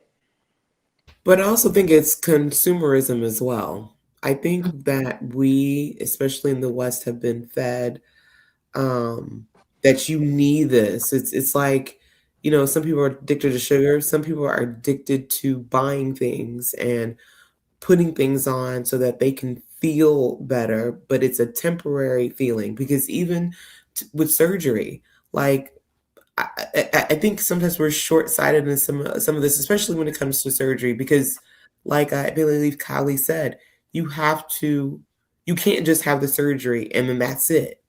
Eventually that fat's going to come back. It's going to resettle in those places, and it's going to be even worse. And even with the surgery, there's a point where you have to go through, waiting for you not to look so inflamed or bloated and drainage and all these things. But you can use that same money and hire a personal trainer and look even better than you would, because the tummy tuck only focuses on that stomach. It doesn't, them arms still the same, that fat face is still fat. There's no surgery to take away the fat in the face. I mean, you can have Botox and all that They stuff. have the thing, it's buccal surgery. So they go inside of your mouth and they take the fats out of your jaw. There's girls who get the neck surgeries, the lipo around their necks and surrounding their face. They puncture holes in their face and things like that. They have surgery for that too. There's surgery for everything. Instagram has just shown me a whole lot that I never knew. But there's girls. But even with the arms though, like you can't. No, they're cutting their arms. They're cutting their arms. They're cutting the muscle. Oh Lord. They cut the arms now. They cut the back. Anything you got, they could cut it. No, they got a surgery where people go inside of your mouth and take the fat out of your jaws. Wow. This is a wow. This is what one of a beauty a femininity coach said. She said a woman in this world has no reason to complain about being beautiful. Because there are beautiful women who are men. Right? There are grown men who walk around as beautiful women. If you're ugly, it's because you're not actively trying to be beautiful. And the world treats us that way. And when we say the world treats us that way, yes, that very much includes your peers as women. Women are our hardest critics. If we were in high school, who's picking on the fat girl the most? The boys? No. Who's telling them you can't telling the fat girl you can't be on a cheerleading squad? Not the group of boys. The group of boys are ostracized and their fans are fat because they're D linemen. You know what I'm saying? They don't pick on the fat dudes because them fat dudes, we could use you. You see a big dude in school, they trying to put him on a gridiron quick. When you see a fat girl in school, she's going to be ostracized by other women. And it starts small. So yeah, we do have these insecurities, but the insecurities and the weight thing, Black people have an unhealthy relationship with food. That whole idea of finish your food, you're gonna be big and strong. Now look at us, just big. No strength, no hair. Really, eat all your food, you're gonna be big and strong. Just big. We just big. That's the way you gotta change what's on your plate. Then you can eat it all up. And be big and strong. Big and that consumer thing that you said, Coco, is the consumerism. Like, it has us in a chokehold. Americans are dying of consumption. You ever looked at your stuff and you was just like, I have too much stuff. Do y'all don't have a lifetime supply of red lipstick? Just red though. And it's not counting the blues, the purples, the pinks. Just I have a lifetime. I will never be able to in this life finish that amount of red lipstick in my life. But that's why I think that we need also. I'm glad that I'm married. We'll be married 16 years in September. Congratulations. Did you say hope? Wait, you say hope? No, I said congratulations. Oh, thank you. But my husband helped because we balance each other out. I am the money spender. I'm the one who like, oh, but the kids need this because of this, and then we can get this and this. He's the one who like, why we have all this stuff. So it helps. I always hear his voice in the back of my mind when I'm on Amazon, like, oh, what is my husband about to say about this? But it does help me because I know myself. I spend. And like to your point, it's like, why do I need all these things? So I think that in terms of, especially with single women, and if you speak to any financial planner, they will tell you that a single woman or a divorced woman is the most, or a widowed woman is the most financially unstable because there's no safety net. There's no one for you to back off to speak against or speak up to talk about your financial planning or what you're spending, because you're like, oh, I mean, I got it. I can take these trips. I can do X, Y, and Z. And even like some of the women that I coach, a lot of times after divorce, I have to file bankruptcy. I have to move in with my mom or move in with some family or something because the guarding walls or rails have been taken off. No aerosol. Definitely. I'm sorry. What you watching? Anime? Sometimes people be just sending me like animated animals. Like it's like aerosol will tell you what aerosol does, and then aloe vera will tell you what aloe vera does, and then the citrus plant will tell you what it does. Wait, so I missed it. What was that last convo y'all was having? Just consumerism, women getting tummy tucks, women having surgery, paying for a whole bunch of stuff. And I just kind of piped up about how that's why we do need men because women, generally speaking, are spenders, and men, generally speaking, are the more fiscally responsible ones. Y'all are not the major drivers of consumerism like women are. Okay. So that point was in opposition with a point, or y'all just talking about consumerism? Well, I was going down the hole about, I was talking about consumerism because Rel was speaking of how makeup and women, how they change their appearance and all that, and hair, yeah, and we were talking about lash. You know, just the investment of the beauty industry and how it's $1 billion industry, and how we use that and we consume so much. Makeup was a part of that, so the consumerism.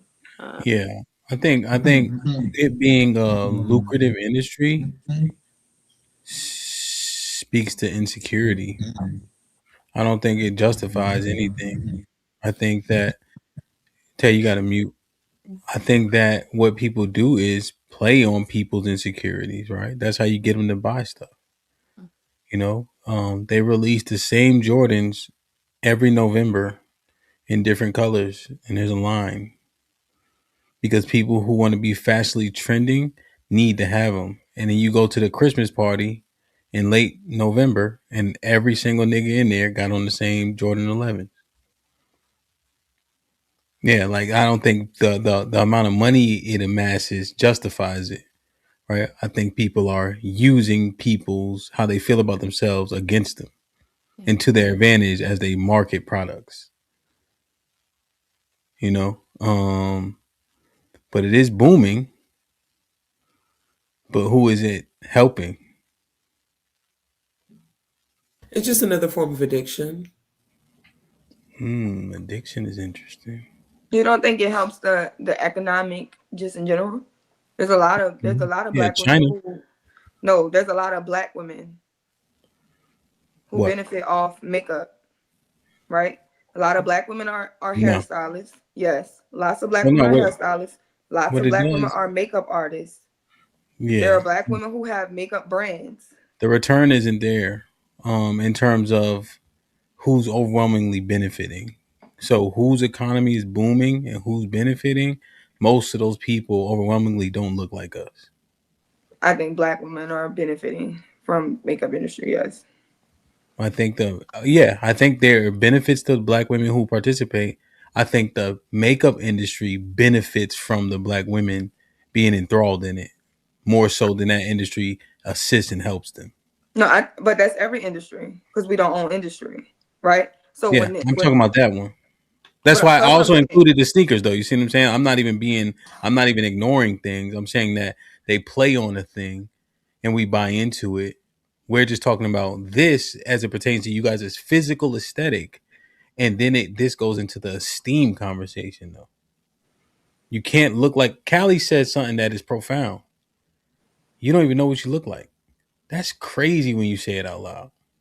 This is a different type of not benefiting, really, in my opinion. This is a little bit more harsh, I think. What do Yeah, you think? I don't see it that way. I see makeup as girl stuff. It's always going to be girl stuff. It's not going to ever stop. And I spoke to that. When you see Miss America pageants, Miss Universe pageants, you're not going to see a regular woman up there. You're going to see the most beautiful women in the world representing full face of makeup, hair extensions, lashes, things like that, because that's the world standard of beauty. Not us, not black people. That is the world standard of beauty. But I think the issue is not everyone is going to be beautiful. And I think that if our value is in our looks, then that is a sinking ship.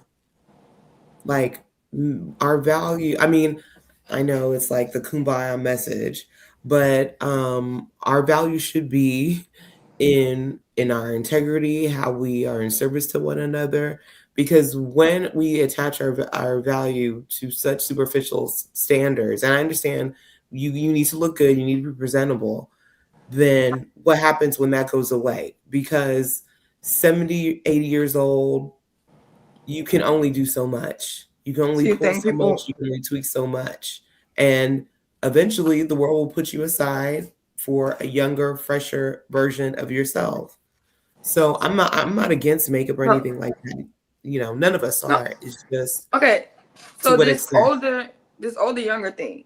Jordan, when Jordan was playing and he got 6 rings, he knew there was a LeBron coming. He always knew that. The moment that he started playing basketball, he knew there was going to be an era where somebody else was going to come.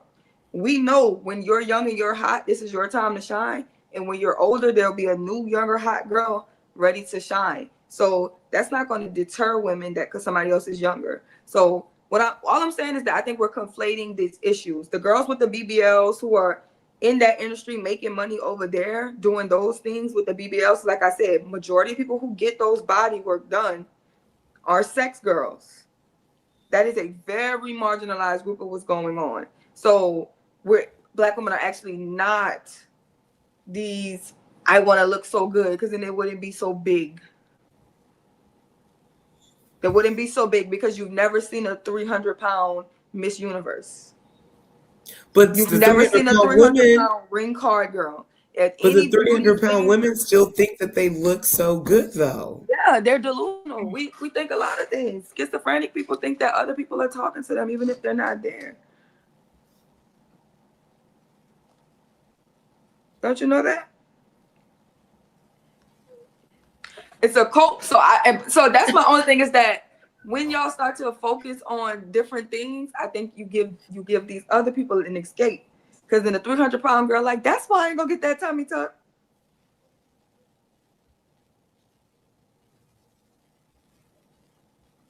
Because y'all gonna accept me for who I am. And who I am is a 300-pound girl. You see how when you start to conflate things, then you start to confirm their biases. So that's all I'm saying is it can get tricky. When we stand on the health thing and the weight thing, let's hold them there, right? Because then when we try to start to get the Instagram baddies, the fat girl's gonna run to the buffet. Oh my God. I don't be at the buffet with them. I'm just saying. Me We're too. gonna leave. If y'all start talking about everything else, we're gonna go eat some cookies. We going to the snack box. You know what I'm saying? It's Girl Scout season. You know, so that's what I'm saying. Like, so when it comes to like the beauty thing, I just think there will always be some girl shit. Even in Africa, even in places that haven't been colonized in the beauty standard, because Africa, they put their girls up there too. They got their girls up. They're dark. No, man. Here's a problem though. Following the Europeans, they never got us nowhere. So why do we continue to do a thing when we don't see the monetary benefits? Miss America, do people still watch that shit? Yeah, you never watched it. Talking about, do people still watch it? I'm just saying, I never seen nobody, yo, Miss America pageant coming on, I gotta go. I never heard that before. You know, I'm a pageant girl. Like, I just never heard that, you know?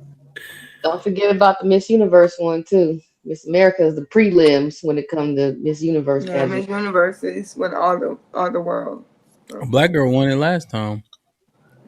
That's when we pay attention. That's when when the black people, when the black she girl won it, but then they was hugging the white girl. I think that's how it's supposed to go. I think they make a mistake and call the white girl name. They called the white girl country. Yeah. No, I think one of the years they called the wrong person. With Steve Harvey, I think it was Steve Harvey hosted. Yeah, and people he called the wrong. He had one. He called the wrong person. What I'm referring to was it was recent, but I think they do it on purpose. But people can frame it in a clip. But I think what happens is runner up, they all go around the runner up and like boost her up for being a runner up. And then while the main person who won gets their shine for those 30 seconds, and then they go over to congratulate the actual winner. Because it didn't make sense. Like all the girls went to the other girl because she was. It threw me off. But not because she was white, because she lost. Because she lost, right? Yeah, but they made it a racial thing. Like, oh, they went over her because she But I'm like, I think they do that on purpose. Like they go to the They one want to who make us mad. Yeah. It's a part of it. Rage bait. Yeah. Yeah, and the girl who won, she seen this before, so she didn't react. She just was waving, and then once they got finished, congratulating the loser, they went to her and gave her a hug. Like I'm like, okay, that's how they. I think that's how they do it. You know what I'm saying? Like, I don't know, man. I don't know. First place loser. Yeah, man. Yeah, second place, the first loser. Everybody know that. So I don't know, man. What y'all think, man? Our esteem intact. I don't got nothing to worry about. I'm doing too much. No, we don't take good care of ourselves, and we need to do better. Yeah, it's. I mean, how we take care of ourselves reflects how we treat other people, and how we treat the ones around us. If we don't feel good about ourselves, we're not going to treat the other people around us well either. Jesus said, "Love others like you love yourself," and people miss the love yourself part every time.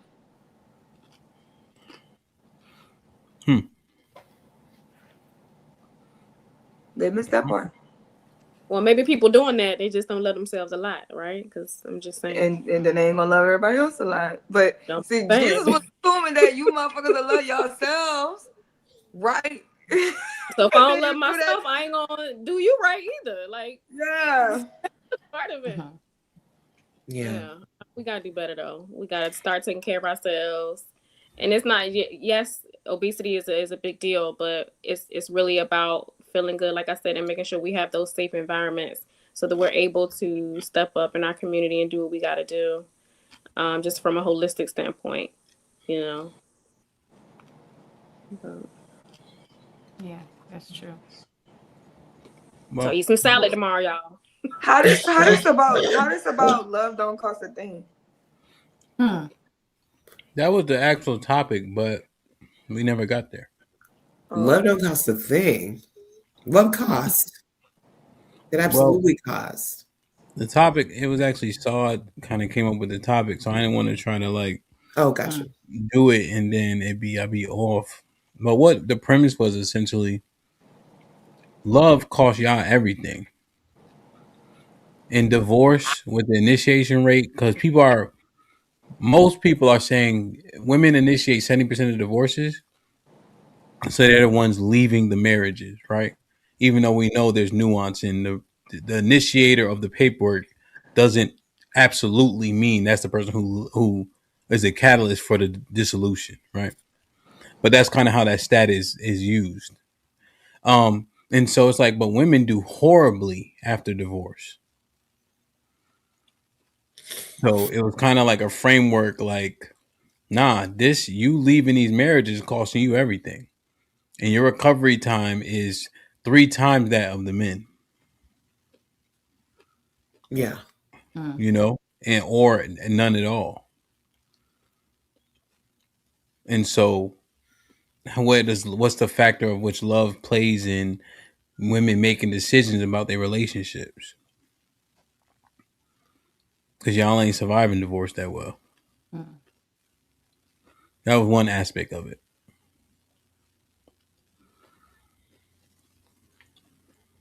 Damn, it's a broadcast if y'all want to talk. Okay. No, I didn't know if you wanted to get into it. No, I mean, we got like 10 minutes. If y'all want to just add some into it, we can. Go ahead.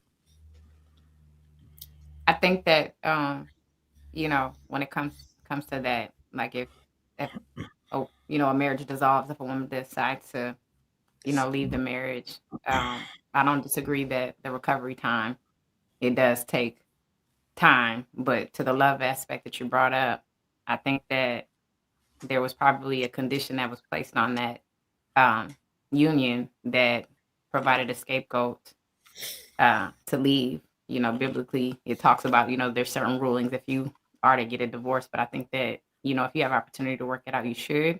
But, there's probably a condition that was placed on it that made it a little bit easier for a person to walk away.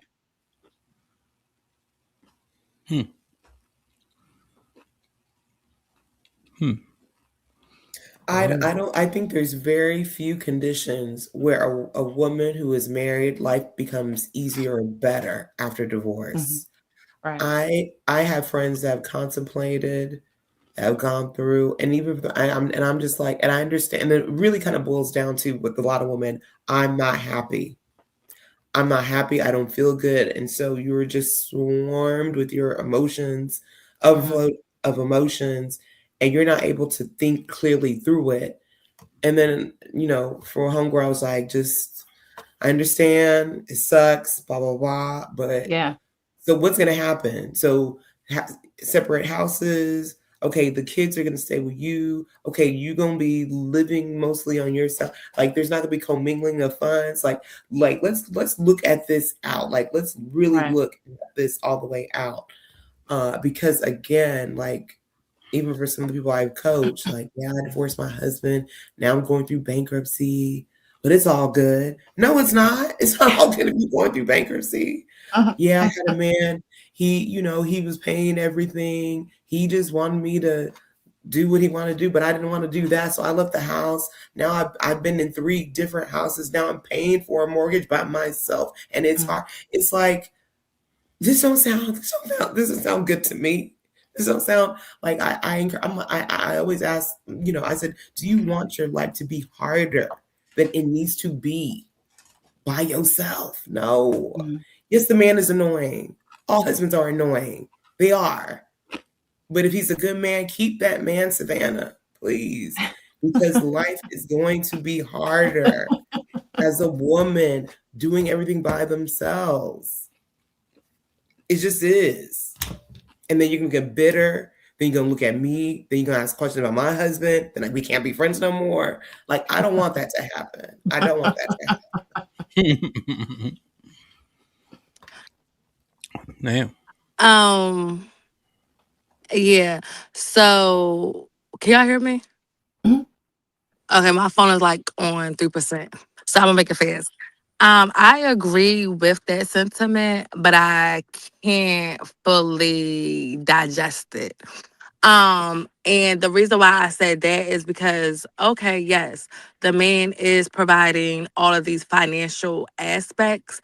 And I do understand the biblical premise as where divorce should only be held due to certain aspects like adultery. But I think that we skip the premise of, like y'all just said, love myself. If I love myself and I'm not being fulfilled and I'm not being poured into, then that relationship, it does not hold any substance. So, okay, you're giving me financial means to be happy, but I'm miserable. And I think sometimes, yes, we do have to live in a space of selflessness. But if we're not happy to our core, if we're not able to process these thoughts, if we're not able to maneuver in a way where there's peace, then that's still going to trickle down. It's going to trickle down to my children. It's going to trickle down to my husband. And sometimes the sad reality is maybe we're better off apart. But happiness is fleeting, though. That's the Happiness danger. is definitely fleeting. So that's why I use the Pacific word as peace. So it doesn't matter how much money you provide me, I don't have peace. And like I said, it's a harsh reality. No, we don't want to feel as though we can't live with this without this man. But the reality is sometimes we get into the relationships and we don't know who the hell we are dating. We don't know who we married. So yes, we stick it out, we dug it out, we try to, but the sad reality, once again, is that sometimes you need to leave that person. You keep using sometimes doesn't give us anything really. So when you think relationships are going awry, do you think people should leave? Off the wake up, no, I don't think people should leave off the wake up. I think you should put in the effort. I think you should exhaust all possible resources to make that marriage work. But if it doesn't work, then yes, I think you should choose yourself. But I think most women leave. Well, Krishana was trying to talk. I just asked that clarifying question. That's my fault. You pretty much asked what I was going to ask. I was going to ask basically like, when you go into the union, you go in selfless, unconditional love, for better or for worse. And I was going to ask her if you felt like if there's an opportunity, would you do everything that you could to save your marriage versus walking away without a fight, a strong fight? No, for sure. I think all. I'm sorry. No, go ahead. No, you say you think all. No, you was about to ask me a question. You say you think all what? I'm sorry. It left me. It left me when I heard you speak. I didn't want to cut you off. So I apologize. Oh no, it's okay. It's totally fine. Yeah, she can't remember it now. Sorry, go ahead. I mean, I kind of forgot what I was about to say too. But I don't think. I think most women leave before it because peace is a thing. Again, and there's so many dynamics, but you can't. Other person doesn't give you peace. God gives you peace. God gives you peace, but if the house is a fucking hellhole, it don't matter how much peace I would like to feel like I have. There's no peace. There's no peace, and I think that we downplay the man bringing the financial aspect, and I think we downplay a lot of the stuff that the mother does and the mother role and the wife role, and I don't think all the time that is. I don't think it benefits both parties sometimes. Like I feel like sometimes when the women leave, you got to strengthen what you're saying. You're saying sometimes too much. All right. My bad. I apologize. I just think that most time when a woman leaves the marriage or the relationship, she not only leaves a half of herself, but she leaves financially distraught, emotionally, spiritually. I think it's a lot of more aspects that we're just leaving out. We like to live in this picture perfect cookie cutter world where the man is giving all of these things to meet us halfway. And I like to believe that a lot of men are capable of that. But honestly, in this climate, I'm not sure. Well, I think women have unrealistic expectations of men. And I think that sets women up for not successful marriages. Or is it that men have unrealistic expectation for women? So when we try to meet them halfway, there isn't a halfway.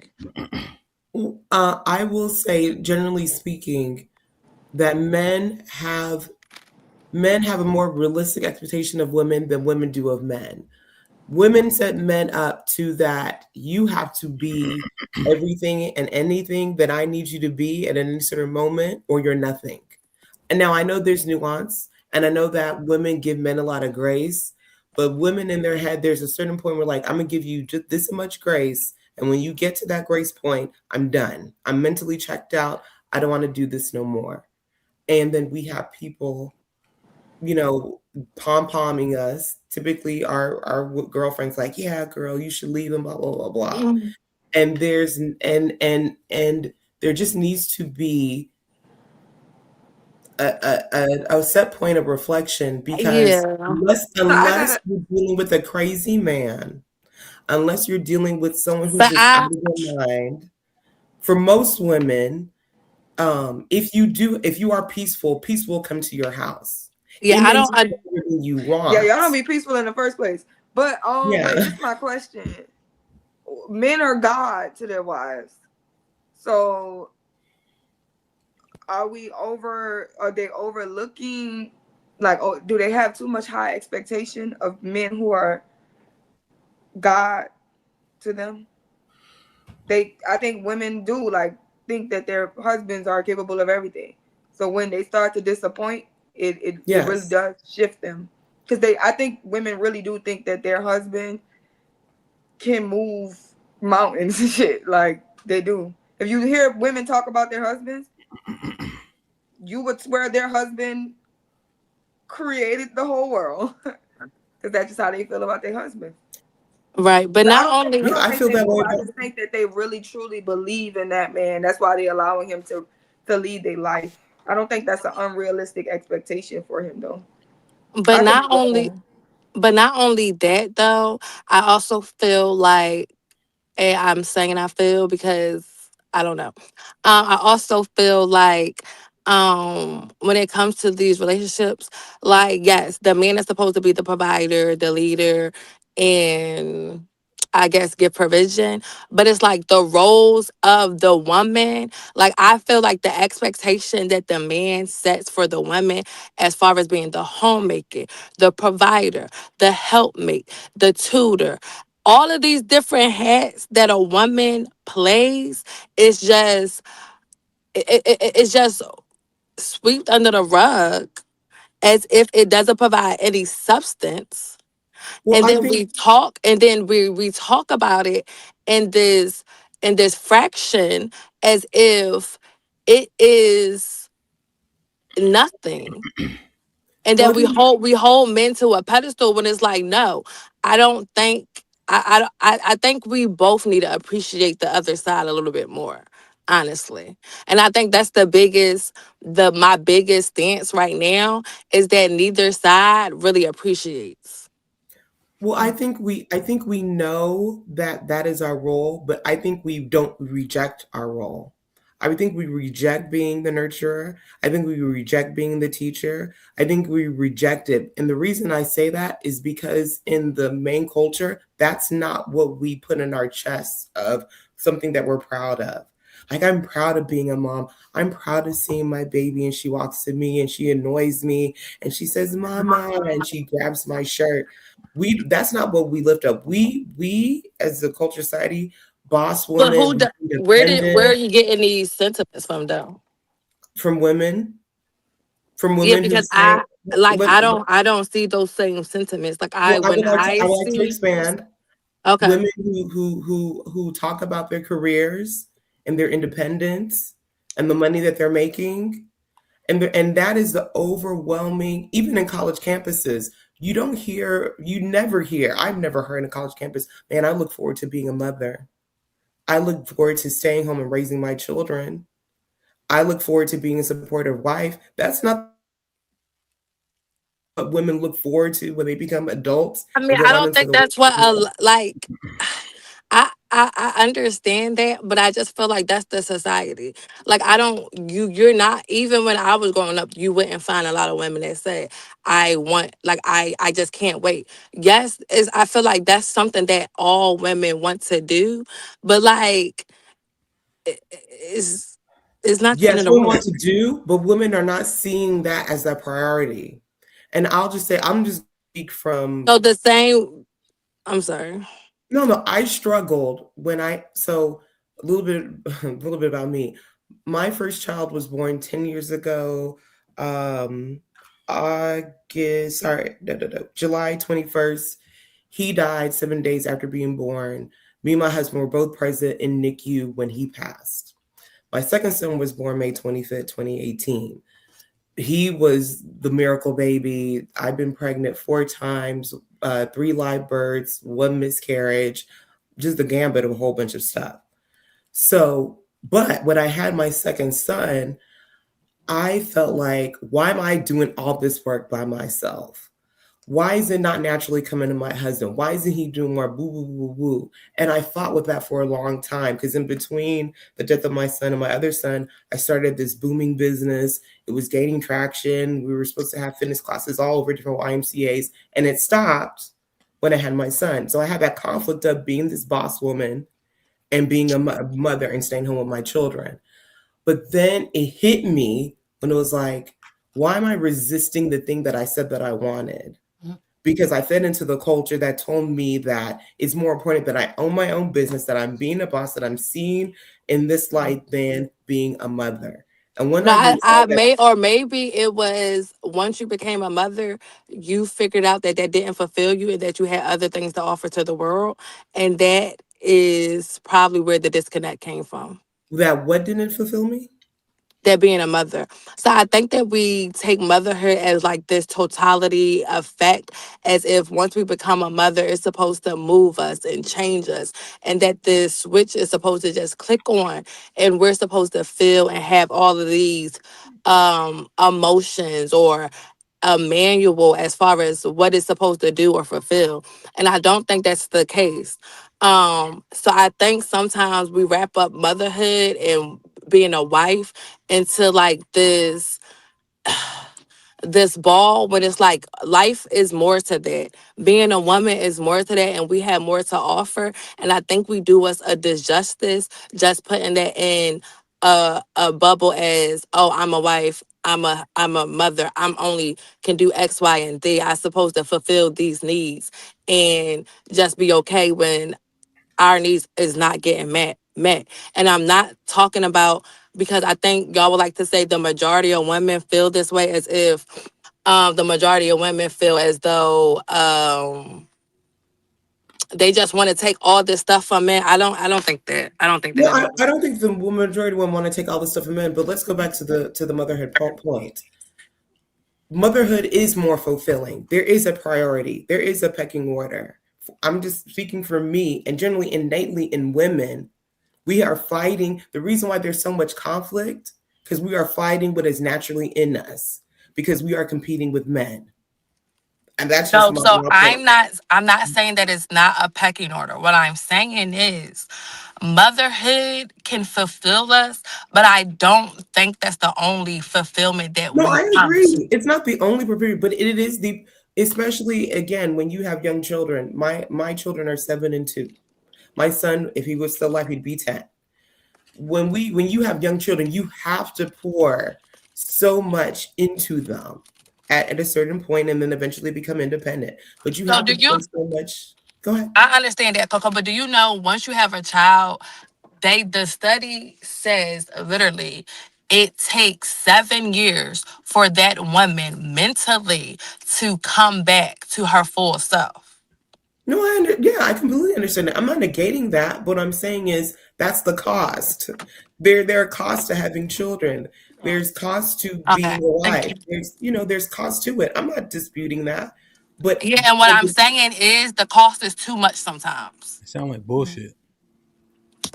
Well, I wouldn't say the cost is too much. The cost can be weighty, but I think, and I think that is the enemy that tells women the cost is too much, because what else are we here for?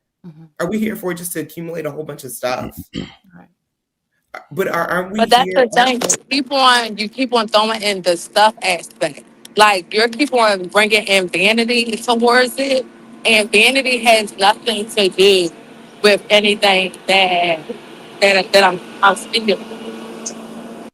Well, you spoke about so I'm going to get to your point about peace, but the reason why I'm bringing motherhood and my example of all this stuff is because there is a conflict, because we are told, like you said, that motherhood is not enough. And that we need to be doing more. Again, motherhood is just a part of womanhood. It's not the completeness of womanhood, because there's someone who will never be mothers, and doesn't mean that they're not fully women. But what I'm saying, for women who do have children, unfortunately, what happens is children are not the priority. Me is the priority. My happiness, what I want, what fulfilling to me, my happiness, my desires, I'm the priority. And I feel like most of the times, Coco, honestly, it's the reverse. I feel like that the mother or the mother, the wife, pours so much into everybody else that she loses herself day by day sometimes, and she does not know how to compartmentalize. Yeah. That, yes, she doesn't know how to do that, nor does she have the fucking help. Like, I don't know. I just don't think. Yeah. I don't know. I lost my thought. I'm getting this truck in my bed. No worries. Go ahead, Chris. I had a question for Sadia. Did I pronounce that right? Yeah, she may be able to hear you. Yeah, she hear you. She's trying to preserve that battery. I was wondering, what, outside of, obviously the biblical references of reasoning why, you have an exit out of your marriage, because you mentioned something about peace. What are some things that you would consider qualifying factors that would be strong enough for you to walk away from your marriage outside of the biblical reference? Yeah. One second. Dealing with show truck. But when she gets done, you can re-ask the question. One thing my mom always says is she will vet the women that we are with based on how much they love their kids. Mm. And my brother is 52. He's been married since he was 23. And so my mom had, some back and forth with his wife. But as one thing, she said that girl love her kids though. And that was enough for her to, how people fuss. My mom don't have no cut cards. She been kicked out of every grocery store you can imagine. You know what I'm saying? She's that type. Um, but that's the one thing she always said. How she love her kids is how I could trust her.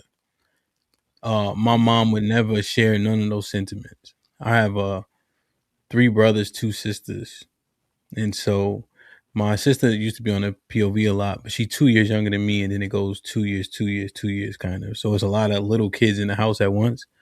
And I remember as a 7-year-old, she got a baby on her hip, the phone in her hand, and she got fish cooking in the deep fryer. And she might be sweeping at the same time with her toes or some shit like that. And I ain't never heard that shit that Sa was talking. I ain't never heard that about how much she love her kids and pour into her kids. Shit, that was the calling, and she was highly fulfilled because of that. And so And I that's think one thing that I always took with me. Like my mom said, "Yo, how she love her kids is how she resonate with me." So I just ain't never heard that shit. And I think that's the conflict of a lot of women. A lot of women are fighting their nature and doing the things that men do. They're in the executive level positions and all that good stuff, and they're doing the things, but they are tired and I think sometimes what messes us up is we think that because we have a different position, it is a lesser position because of the man is provision and providing, and we're just with the kids. No, both of those are equally important. One may be in a bit higher position than the other, but doesn't mean the other position is not as important as his. Like to be the person who brings life into this world and to nurture that life, that is important. I'm not saying that's all that you are, but that's a pretty big part. And why do we downplay it? Why do we dismiss it as in, oh, she's just a stay-at-home mom? What? That is the best job I think any woman who has children can have, to be a stay-at-home mom, to be able to raise your children. Because these daycares and the horror stories that happen from them about, unfortunately, kids being, if God forbid, if they're not being touched, or if they get certain, a lot of ear infections and things like that, because they're just left, because there's so many babies just out there sprawled about. I mean, I again, for the younger woman, because I know older women, people are just stuck in their ways. They don't want to think about it. But if a young woman, if you really want to be a wife and mother, please do not let people say that's nothing. Don't prioritize that. That's a lie. It's just purely a lie. We prioritize things that are not important in the long run. Relationships are the most important. The relationship is the most important thing that we have in this earth, not the things that we get. Yeah. Krishan, did you have any additional commentary? I know you had questions, but her phone may have died, or she might just be Oh, dealing with the tow truck. She said I, her phone I was like 2%. it was really nice to just listen to everybody's perspective in regard to that. I do agree with Coco, what she said. I was just really interested to hear You hear the more, answer yeah. to the question, because sometimes there the reasoning behind somebody walking away, if it's not because of adultery, is always interesting to hear their perspective, because I would love to know what would be the strongest thing that would be like, oh, I just cannot be here anymore. Something that can't be worked through. Obviously, if there's abuse and things like that involved, then obviously you don't want to stay in a position where you could, lose your life. That's something different. But if it has to do with peace, I would like to know what would be causing so much ruckus on Yeah, your peace that would cause you to walk away. yeah. The, the, Yeah. the, go ahead, Ro. No, I'll say this. because I think Coco was saying we have like an unrealistic expectation of men, but I think we have an unrealistic. I can say that I definitely had an unrealistic expectation on marriage, right? Because I thought marriage, they said for better or for worse, right? And I was thinking, okay, people are gonna die. We're gonna lose our parents. We can get an accident. We will get sick. We will lose jobs, right? I never thought the thick and the thin of marriage, you're going to be disrespecting me and you're going to be dismissive of how I feel and you're going to be disobedient to me. And the person that I'm in a marriage with, who I thought was my, the person I'm supposed to get through life with, is the main friction in my life, right? You know? So I think that's just what it is. It's like when your partner becomes the opposition. You know, it's interesting. You say for better, for worse, and you want to make a determination on what's worse, right? I think people do themselves a disservice by saying this shouldn't be included in worse. Worse includes all the things that you think would never happen, And I think that is tough though, Rel. Regardless, right? I'm not trying to shit on your point whatsoever. This shit is hard. This shit is hard but fair. I like to frame it like that. It's hard but fair. That's a thing that we should say going through the process, but it's hard. I think I've learned that through like seeing people marriages, because I don't come from a family of marriage. So just like through my observations, I've seen that that it's not for it's sometimes it could be you're doing it or he's doing it, and it's not the world, it's y'all two actually destroying each other. That could be the worst part. You know what it is, bro? I think we cited it. The selflessness factor, that's a hard thing to maintain. To put that person before you in the midst of an argument is one of those things that are highly improbable once you get angry and upset. And you'll be surprised. You'll look in the mirror and be like, damn, I can't believe I said some shit like that. Yeah. Like it'd be real. And it'd be a thing that won't even be overt but could crush a person. You know what I mean? The little things. Because it's the emotional tax, right? It's an emotional tax that is carried when it's the person that you love. We can make a joke with each other and walk away from the panel like, I'm gonna fuck, right?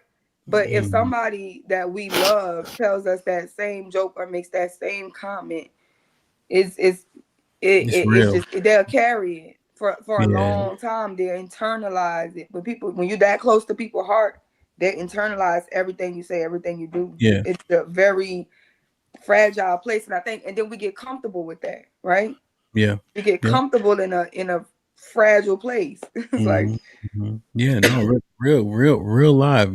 There was an instance of turmoil like in my house where I was getting upset too quickly, right? And that never been like just my modus operandi, and then when I used to handle my anger, it would end physically, out in the street, you see. But then that's not something that I couldn't wield it like that in the house. So that's something I had to navigate too.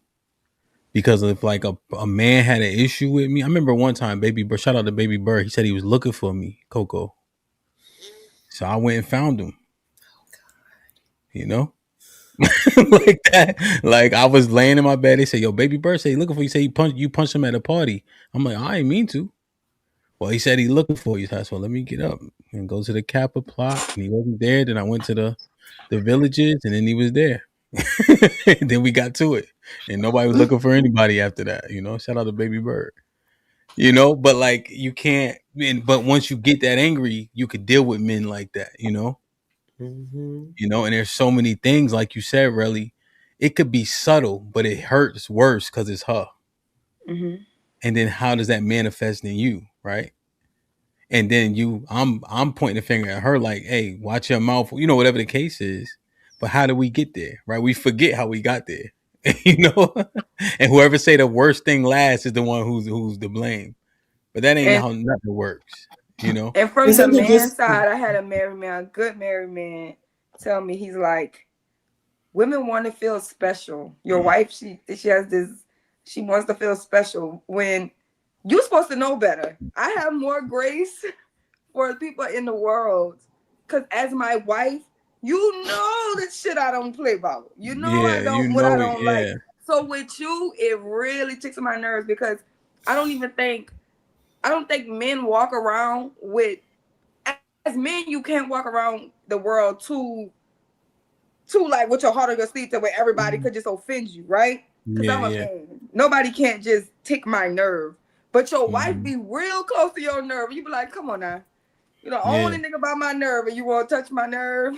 You know what I'm Mhm. saying? Real shit. Real shit. Nah, 100% facts. Go ahead, Coco. You trying to say something? And then I want Krishana to get the floor back once you're done, Coco, so she can ask Saw what she wanted to ask her. Yeah, I just think sometimes women don't think that men get hurt too. Sometimes. Like oh, sorry. So I think that women don't either consider or care or think that men get feelings get hurt too. It's just that they don't emote the same way we do. They don't. We are more vocal. We tend to mouth more. And then also it is a fact that women process words at a faster clip than men do. I have another book. Sorry, I'm a nerd. I read a lot of books. Yes, The Seven Principles of Making Marriage Work.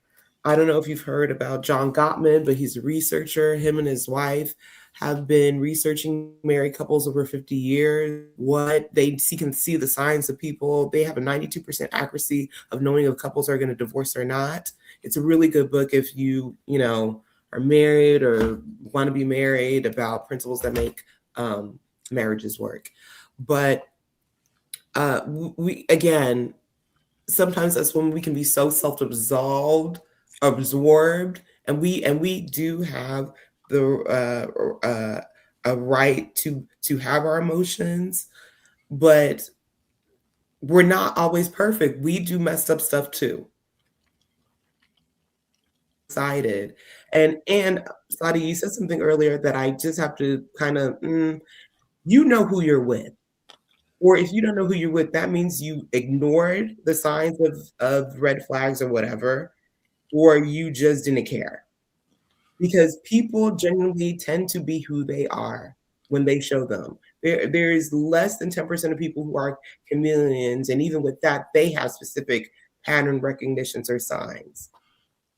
Yeah. It's either you ignored it, you thought you could change it, or now it's an issue because you're in a negative emotions. Yeah. But my husband is my husband. He has a temper. He is who he is. I know who he is. He has not changed since I met him in 2009. Yeah. Nah, real shit. Yeah, but I feel like we underestimate people a lot. Um and I feel like people work for what they want. So once they get what they get, whether it be the relationship, the vagina, the marriage, whatever it is, I feel like that's when a lot of people tend to be comfortable and settle into, okay, I got this person. Now I could be full blown me. So I mean, we can agree to disagree, but that's just we're not supposed to both every You breaking spot up. that people You breaking up, Saw. um, So I was simply saying that people are chameleons. When they get what they want, then they'll switch up. Coco was saying less than 10% of people have that ability. And oftentimes we turn red flags into yellow flags, or we are being willfully obtuse because the pros we think outweigh the cons of the person. And so we see it and we think that we can work past it, fix it, change it, etc. So I understand that back and forth. Can you, Saad, just can you nod if you can hear me? Can you hear me? I can hear you. Okay, so nod is okay. Okay, all right. Okay, I take it. Oh, because I'm in the dark. I didn't know No, you could no, see. I can see them bright, them glasses. They got your phone is shining in them. Tell the tow truck driver we said what's up too. Um, Krishana had a question for you, so Yeah. Sadia, when you weren't here, DJ Hamp made a really good point. When we go into marriage, you know, and it should be unconditional, obviously, for better or for worse. And we don't consider a lot of times, most of us, what the better or for worse could be. We don't have a handle on that. So I was wondering, outside of adultery and, obviously physical abuse, what would you say would be a valid qualifier as to why you should walk away from your marriage in regard to your peace? Yeah, so I feel like you said, those are the only Abrahamic qualifiers. But I feel like in the world that we live in, sometimes, well, most times, people feel like those qualifiers aren't enough. So when I say peace, when you're with someone and you're doing all of this stuff for them, and it's not being, am I still breaking up? no, you're Oh, good. it's not being reciprocated. So I think sometimes people get comfortable. People get comfortable, and like I said, a lot of stuff is overlooked as far as the stuff that we do, what we provide, rather is showing up, being a partner. We put our dreams a lot for men to make sure that they succeed in whatever aspect or whatever goal that they have, and we put our own goals to the back burner. So that's why I said if it's not peace, like you could have like a relationship and the man literally is miserable with his stuff, and in return he is making that household miserable. So I don't want to make it seem like it's the majority, because I don't know, but there are other factors that we have to put into account where women are not being met halfway, um, with what they're given. And the same is for men. Men are showing up and they're not being reciprocated. So I admit that it happens on both ends, and on both ends I feel like if you're not being satisfied and you exhausted all possible resources to make it work, sometimes you have to go, whether it's a nigga or a female.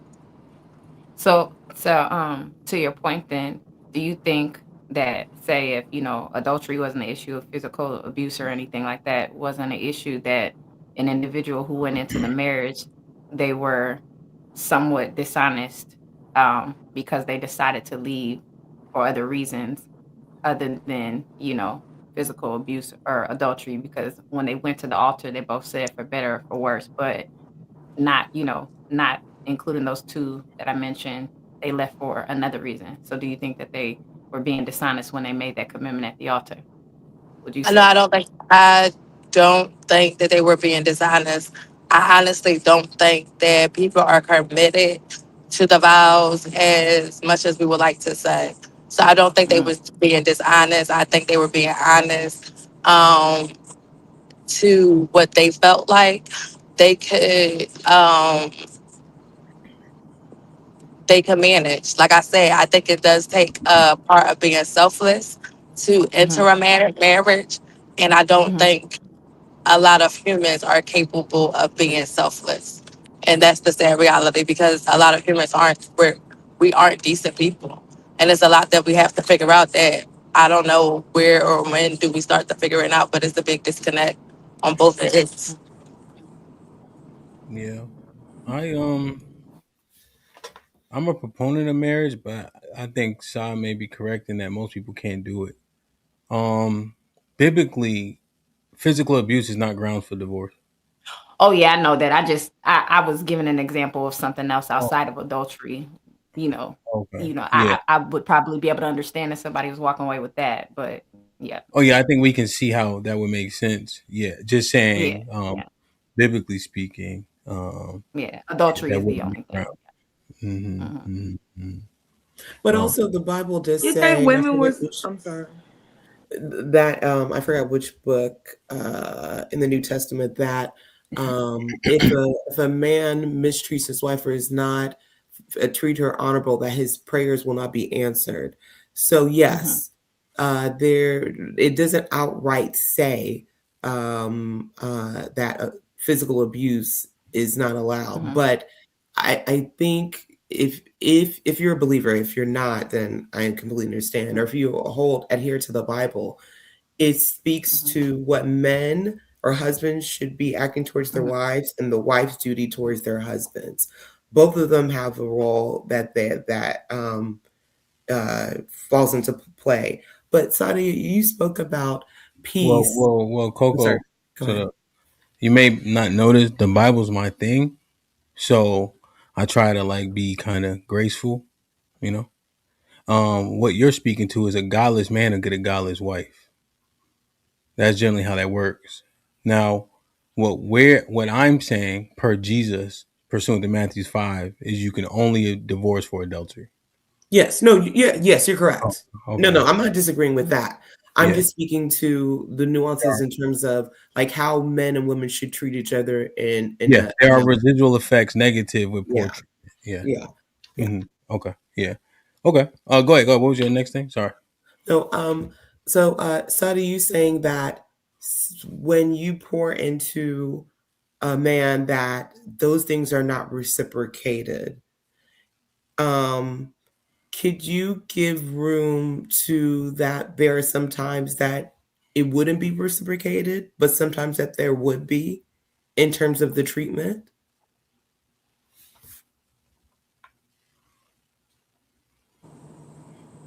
Can you repeat that? Okay, because you said that, and when peace, you said in mentioning leaving due to peace that there is a moment where, and I was really trying to pay attention to what you were saying, that you would give the person or give the man your all, and that wouldn't be reciprocated. So I was asking, could you give room to that? There may be moments, like you said, and it's facts that you can give to someone and they're be in a bad place and they couldn't reciprocate the effort that you give. But there could also be moments where that person was in a better place to reciprocate it. But you wouldn't know until you could get past that fog or that bad moment. Is that a possibility?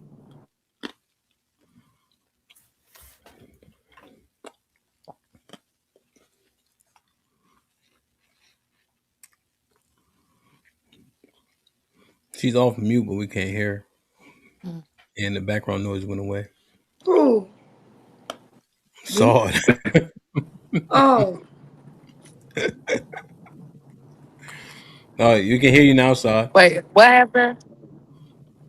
Did you hear her? No. I heard the question both times, but I didn't process it. So, I don't know I don't know what she's asking me. Let me see. Coco, ask the question. Ask me. Okay, so I'm going to give it a scenario because you kind of speaking abstractly, but I'll give a scenario to kind of contextualize it. So you said that in terms of peace, you gave an example that you could be giving someone your all, but then they don't reciprocate that. So my question to you after you said that, and please correct me if I said that incorrectly, is that maybe you could be right. At that time, you are giving your all. I'll give an example. The husband is having a bad day at work, and because of the circumstances of his job, he's being short with you. He's being mean. You're encouraging. You're packing his lunch. You're saying, "Yeah, babe, I understand. Forget them." And he's like, "Ah," and he's kind of like in a mood for a certain period of time, and you are giving peace, but he is not being peaceful.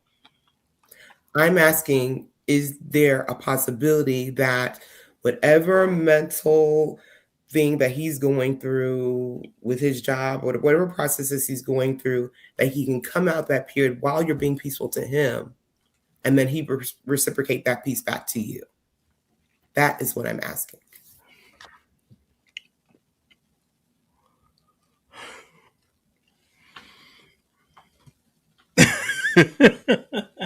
So, all right. So, is the exact question Does she give peace regardless if it's being reciprocated? Well, I'm asking, will she allow will she allow the husband, because she said that because the peace is not reciprocated, she wants to leave. Yes. I'm saying he could be in a bad spot that moment, but maybe some months down the line, he's able to bring peace to her. How much I'm grace asking, is she willing to give? Yes, I'm asking how long was she willing to allow for him to possibly return that peace back to her. Okay, so Saul, you're giving peace, you are not receiving it. It's not Oh, being I reciprocated. understand it. I understand Nah, it I'm gonna now. say it, Oh. goddamn it. I'm gonna say it. I'm gonna say it. Sorry. All right. You being Okay. peaceful, you're not receiving it. Hard day at work, he's shrugging you off, not reciprocating whatsoever. How long is his grace period? How long are you able to maintain peace, giving it to him without receiving it? How long is you gonna get to your wits end? Now I think that is a good question. Unfortunately, I don't have the answer because I feel like everybody's tolerance level is going to be different. You. I would feel like Mm-hmm. a year, because in a year frame, if you ain't figure out what the fuck is going on and you ain't trying to go get you some counsel, then it's a problem. But yeah, I feel like a year. But this is why I said also we have to have other resources. We have to like really put in the work instead of just throwing in the towel. Yes, we have to put in the work. A year. Um, Okay. Question. How yeah. long before you would be willing to marry a man? See, and that's crazy because for me, I was thinking like 2 years, and then y'all was saying, "Oh, I'll find a wife in 3 months, in 6 months, and make her my wife." So it's like, do you really know that? I don't know what's going on. I'm just so lost. I don't What you know. think? What you think? What you think? I don't know. I said 2 years, but apparently you can get it done in 6 months. So Okay, so you said 2 years, but your grace period is only a year. yeah. It take you 2 years to get with him, 1 year to leave him. No, I feel like it take us 2 years to figure people out because I feel like, the first couple months you are dating and you're really not getting like, you're not that serious. Oh my goodness. No, you're fine. You don't get that serious, but then also within that year, that's when people get comfortable. You start to see them. If you really see those red flags, that's when you can abort the mission. So yeah, I said a year that I would be willing before I leave. Like I probably wouldn't even leave in a year, to be honest. But at that year mark, like I'm letting you know, you need to get it right before I leave. Like I think the year is the warning sign. Yeah. How long, for those that believe in depression, how long do people be depressed? Ooh. I had Forever. bad postpartum. Don't get rid of it. It's a permanent thing. You never get rid of depression. Oh, see, I think you about to try to put it to the trick bed because you never It ain't hard. really, I don't have to try. I just would. you never get rid of depression. You only learn how to Pep, you manage kind of it. look like Winnie the Pooh. Who, me or him? Yeah. You do give me Winnie the Pooh now. Interesting enough, I don't always have pants on when I'm streaming, so it kind of. Oh, this is And you too got much the little information. brown. You got the little brown thing. That's the color. Yeah. TMI. I have pants on today. I have pants, I but I'm have just fans saying, on today. generally speaking, me and Winnie be on the same page. Go ahead, Saw. Um, yeah, you never really get over depression. You just learn how to cope with it, and then you gain the necessary skills to management. So it's all about management. Damn. And Hold that thought. How long does postpartum last? that can last up to 6 months to a year, or I think like 2 years. Well, to Sadia's point, when especially particularly with my my second son technically, I was in a postpartum real bad, but it didn't hit me till probably 9 months, 12 months out, and I was acting real crazy. I was kind of reckless. I know my husband was like, "What's going on with this woman?"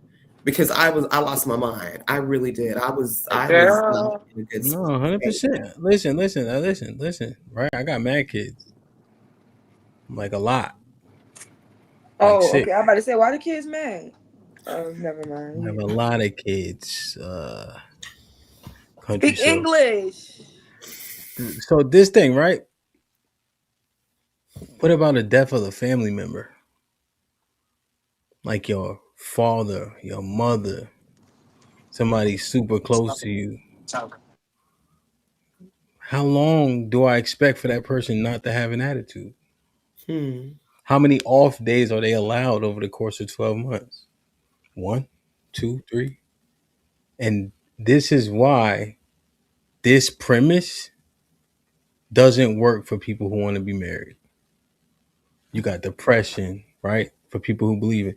Postpartum, right? I've seen the hair fall out. Right? You got death of family members. You got people Crazy losing family jobs. members. Yeah.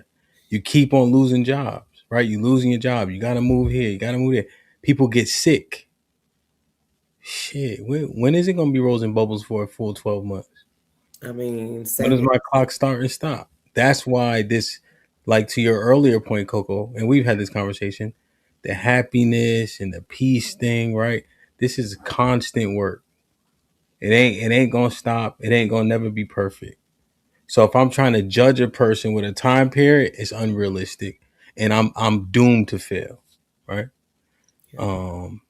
So I'm done. To his point, you got to work through it because I used to be the mindset of, man, I know I'm a good woman. So if my husband mess up, I know I can find another good man. But I checked out of that. It is us or the grave. It is us or the grave because he's not perfect by no means. I mean, I can speak to all my husband's flaws, but I'm not going to do it on this platform. But I'm not perfect either, and I know I put my husband through it. So he is a good man, and I'm going to keep my man until this place burns down. Like what did the Carter say? Girl, that's my song. Yes, I know exactly what song You you're know what I'm talking talking about. about? Yes, that is my song. But unfortunately, Coco, all I want to say is like I'm with you and him. Like, yes, ride for your nigga. But I would like to say for the women who do not have the stoic man that Coco and him is talking about, if that man is like literally like this is for the what the tip used to say, the weakers. For the weakers, if you find yourself with a weaker man and he's driving you insane, baby girl, sometimes you do have to pick your sanity, pick yourself, and leave. But if you have a man like Coco and DJ Hemp is talking about, no, you better stick with your man, find a solution. But unfortunately, sometimes you have to walk away. I can't get with the sometimes stuff. Well, yeah, we live in a sometimes world, No, we unfortunately. don't. No, Yes, we we don't. do. No, we don't. We do because a lot People of have to men. create what it is it's just a rule that applies here. So then once people create platforms, then they can make their own rules. You know what I mean?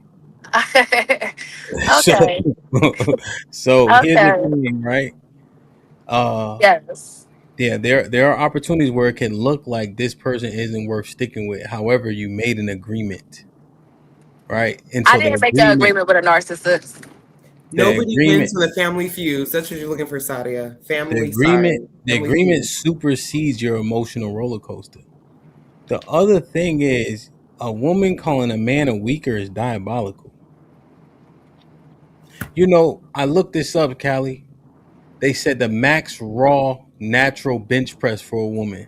So no straps, no juice. Right? I don't know if it was not juice, but no, like there's a strap that like pushes your arms up to help you bench press, right? You know what it was? For all time for women. Guess what it was? 455 pounds. I bench pressed 450 pounds before. So all time, right, the strongest woman ever, I was there, and I'm not a power lifter. You see, you know how many men bench over 450 pounds, and I'm using the physical just to try to illustrate a thing. We be talking shit about the men is a weaker based on what? All this is Based about on fleeting. This is all about fleeting emotion. no, this is based on reality. So this is my disconnect because I don't understand how we could be so comfortable to pinpoint the flaws or the notions of the woman. But then when it comes down to doing the same with the man, it's like we can't do that. We can't fathom the thought that the man could be the problem. We can't fathom the thought that the man can have a disconnect that does not make him the man that we need for them to be. I don't understand. Why is it a disconnect, or why can we never be like, you know what? Yes, the women does X, Y, and Z too, but let's check the man too, because it's never really a lot of checking the man. It's always a lot of coddling. It's always, oh, this we the woman just supposed to sit and stay and endure. And it's like all of these the men that we're speaking of, there's not a lot. There's not a lot. Yeah, that's not true. I think when we have the women's, yeah, no, just frankly, I think when we're on the women's POV, we focus on the women, right? If you go through the clip specifically, you'll find that that wouldn't be true, right? Like literally, I fight whomever, depending on the conversation, on Mondays, mostly on Mondays, and on Fridays. So we do. As a matter of fact, I just had a notion. Krishana, were you here earlier when I had a notion about the Yes, men when you started. not doing these things? And is it justification for women saying they aren't the leaders? Yes, I believe I was Yeah. there for that. That So was in the beginning of the show. Yeah, Yes. you just said yeah. that. Yeah, but I think we kind of we frame it in a way in which, right, to make the point. And I get it. That's what Saad's supposed to do, right? Because she's making that point right now, so that makes sense. Not I was just saying, Saad, like just calling men weakers because you're saying they don't live up to a particular standard, and we don't have dads to even qualify that standard.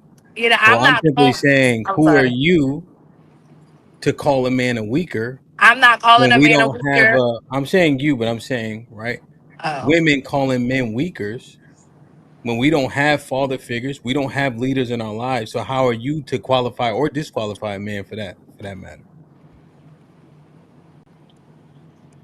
Who's Yeah. your who you pinning him against to call him a weaker in the first place?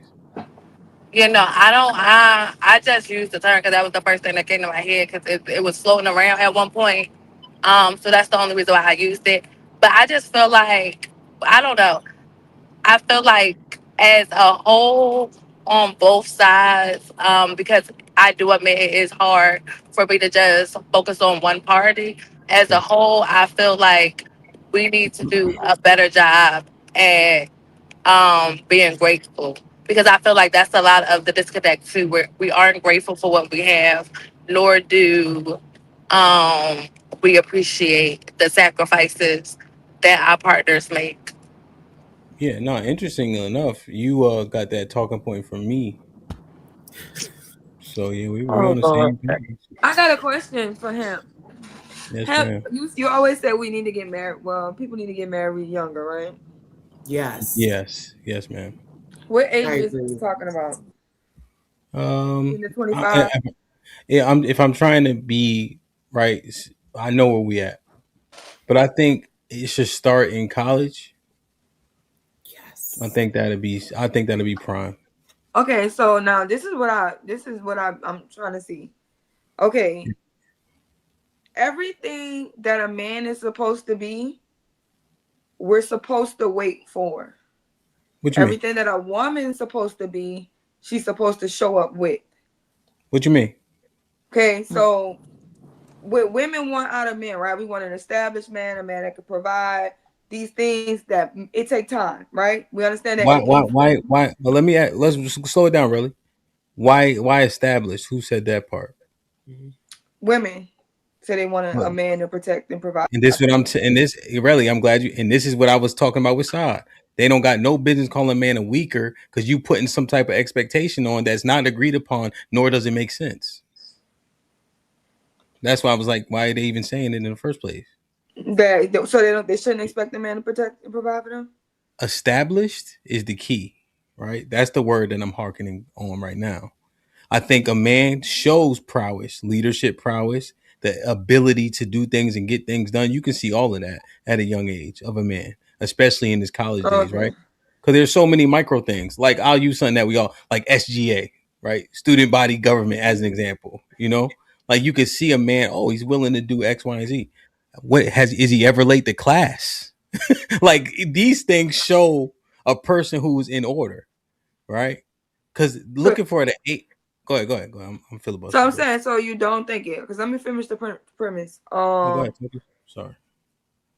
They expecting like, okay, I want this man to this. I'm gonna wait for him to get in his career. I'm gonna wait for him to make the money I want him to make. I'm gonna wait for him to buy the house I want to buy.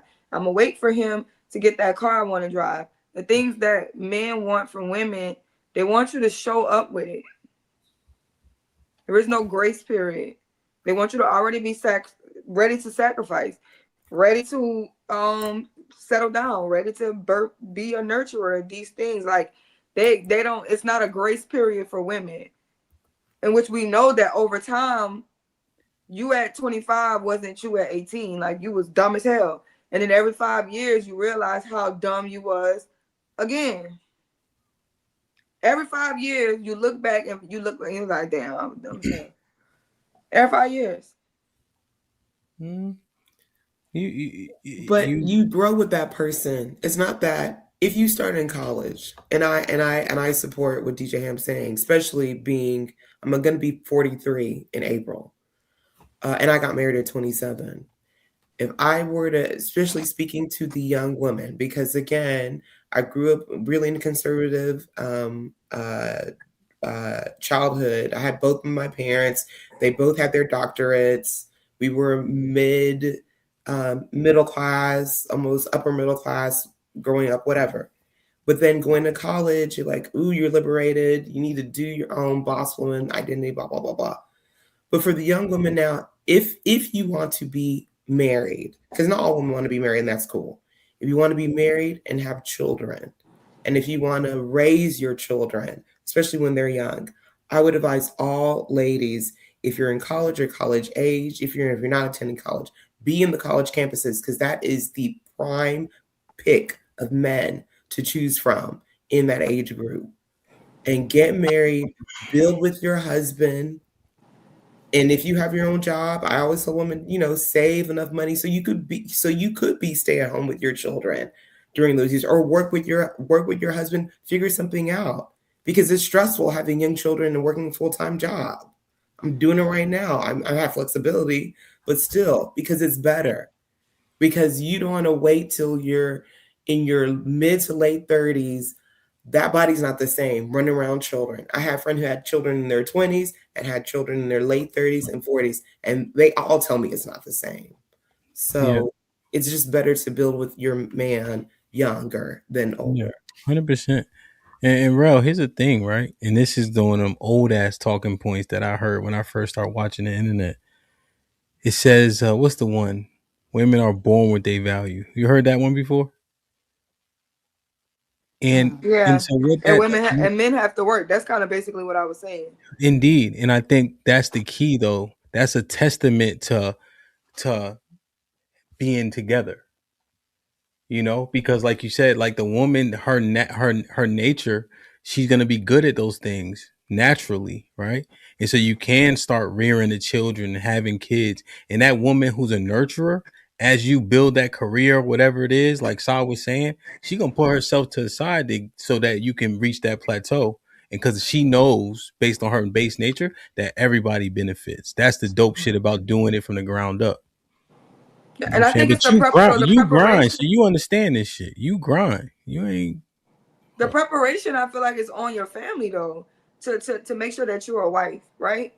And it should. The onus is not supposed to be on the man. Yes. Yeah, I don't think the onus is supposed to be on the man. And then it's like now you come and he has to teach you how to cook and how to clean and how to be respectful and how to do these things. I think that puts an extra strain on it because you're already not even coming equipped with the things that you're inherently supposed to have. Yeah, right? supposed to have. You're coming, and they're coming in at a deficit.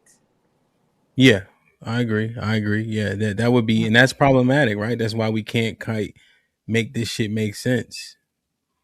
You know, 100% good points, man. You know, I think the biggest thing, Krishana, what I say about that too, getting married earlier, is because I think the main thing in our society is that comparison is the thief of joy. You know? Yes. Now he ain't like this nigga and that nigga. Then you trying to make a Voltron. Or the youngers might not know who that is. Like he's like a Power Ranger, but Power Ranger before the Power Rangers, Voltron. And like I formed the head. I don't know if y'all have seen it, but you know. And so now you think he's supposed to be like John, but then John could do a backflip, but he can't do a backflip. So now you want him to do a backflip, you know. So it just messes stuff up. I think that's why rosters are bad, right? Because I think it's 5 people you actually don't like, and it takes 5 of them. And then if you pick one, it's gonna be the bad one. I think it just makes no sense. It's just a distraction for why you shouldn't be with one of them. That's why I think rosters are bad, for real. Yeah, rosters. I agree. Because he make you mad, and then you call him until you're not mad at him no more. But really, you just need to leave him alone. Yeah, all of them. Yo, that's a dangerous thing. We're gonna get out of here, man. I appreciate it. It's Krishana first time we've been rolling. Hey, I've been enjoying the I think it's been pretty smooth, right? Callie been I don't know what she doing, smoking weed on camera or something. She doing she working overtime. She eating that ice cream. She told us she don't eat no more. That's what she doing. She working overtime. No, you know I don't smoke no more. Well, I don't smoke weed no more. You don't smoke, boy. Yeah, you don't do drugs no more. The damn, I was about to say something, man. It was I forgot. Damn, I forgot. It was something that y'all did though. I want to say it. I can't remember. I don't know. The roster. Oh yeah. A roster gets somebody killed. It is vastly different. 2 men inside of 1 woman. They don't know who baby that is. Somebody gotta die. I'm just saying. They're gonna kill the baby. I'm sorry. That was dark. I'm sorry. Listen. Yeah, we were using line references earlier today. Yeah, like a line. I did not get involved in that nonsense. Rel, you are wild.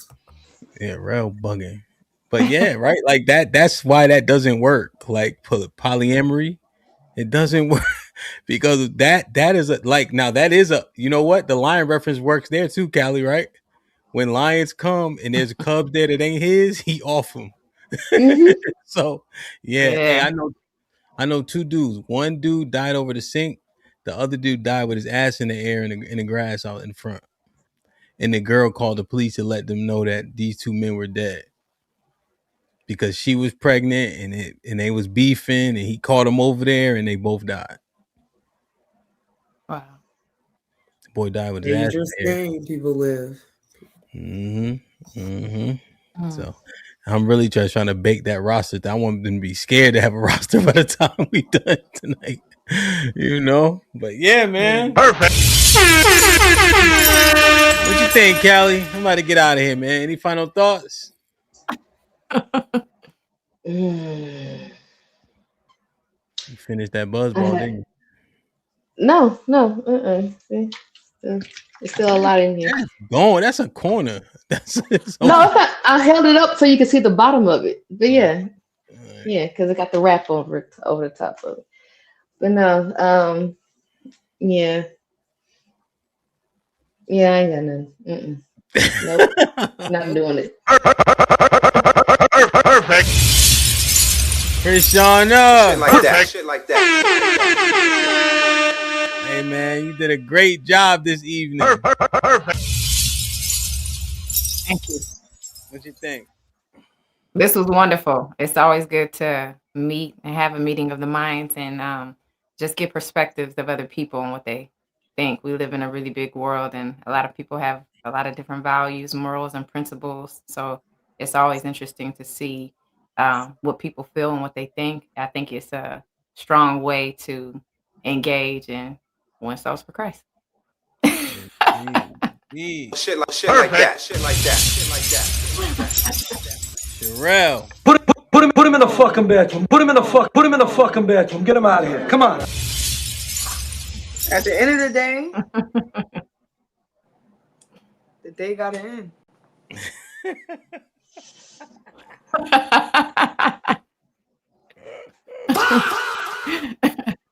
Coco. Well, it was a pleasure being on the panel with you ladies and you, Ham.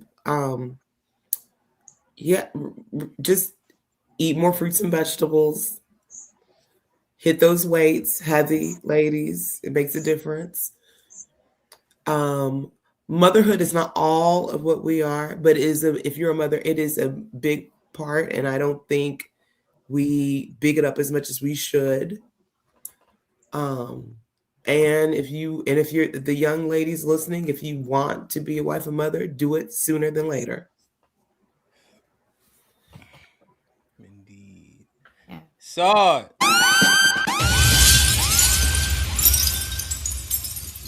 She might be frozen. Is she driving? Yeah, she's driving. Hey man, I really appreciated the conversation this evening, regarding the edification that y'all were able to offer, just in terms of like self-esteem, how we treating ourselves, even the makeup conversation. Like, it is true.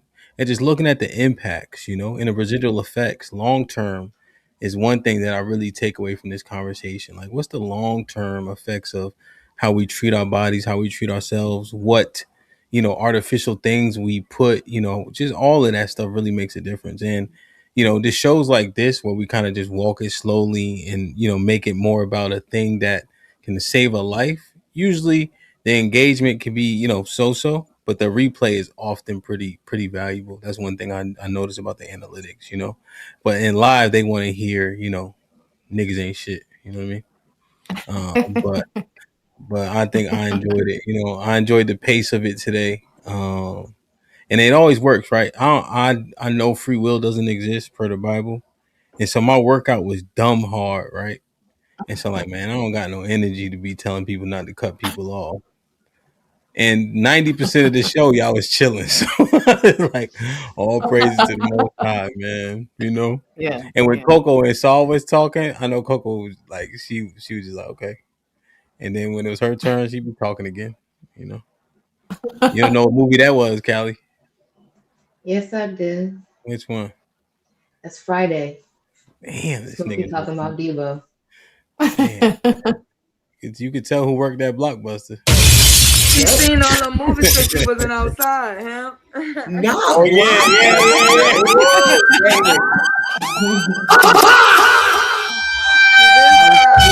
I was an assistant manager at Blockbuster. I loved Blockbuster. Ooh, y'all old.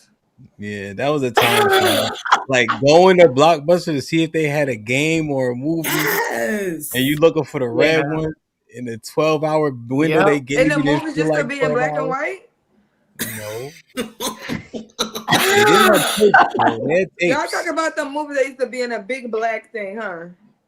Tapes. Yeah, it'd be that thick, huh? Yeah, man. When they moved to the disc, it was a little bit better, but then the discs be messed up sometimes. Scratching. Yeah, they return it scratched up and all that kind of stuff like that. But the red ones, HAMP, those were the new releases. Those were the new release movies. Only 3-day rentals. Yeah. My sister daddy used to sell them. $2 a day or something. And it wasn't even like was it hours or was it day? I think it was days, right? Yeah, it was 3 days. The new releases were 3-day rentals. Damn, was it? Mm-hmm. It's better than now. Amazon, you can only rent for a day. Oh yeah, when did Blockbuster close?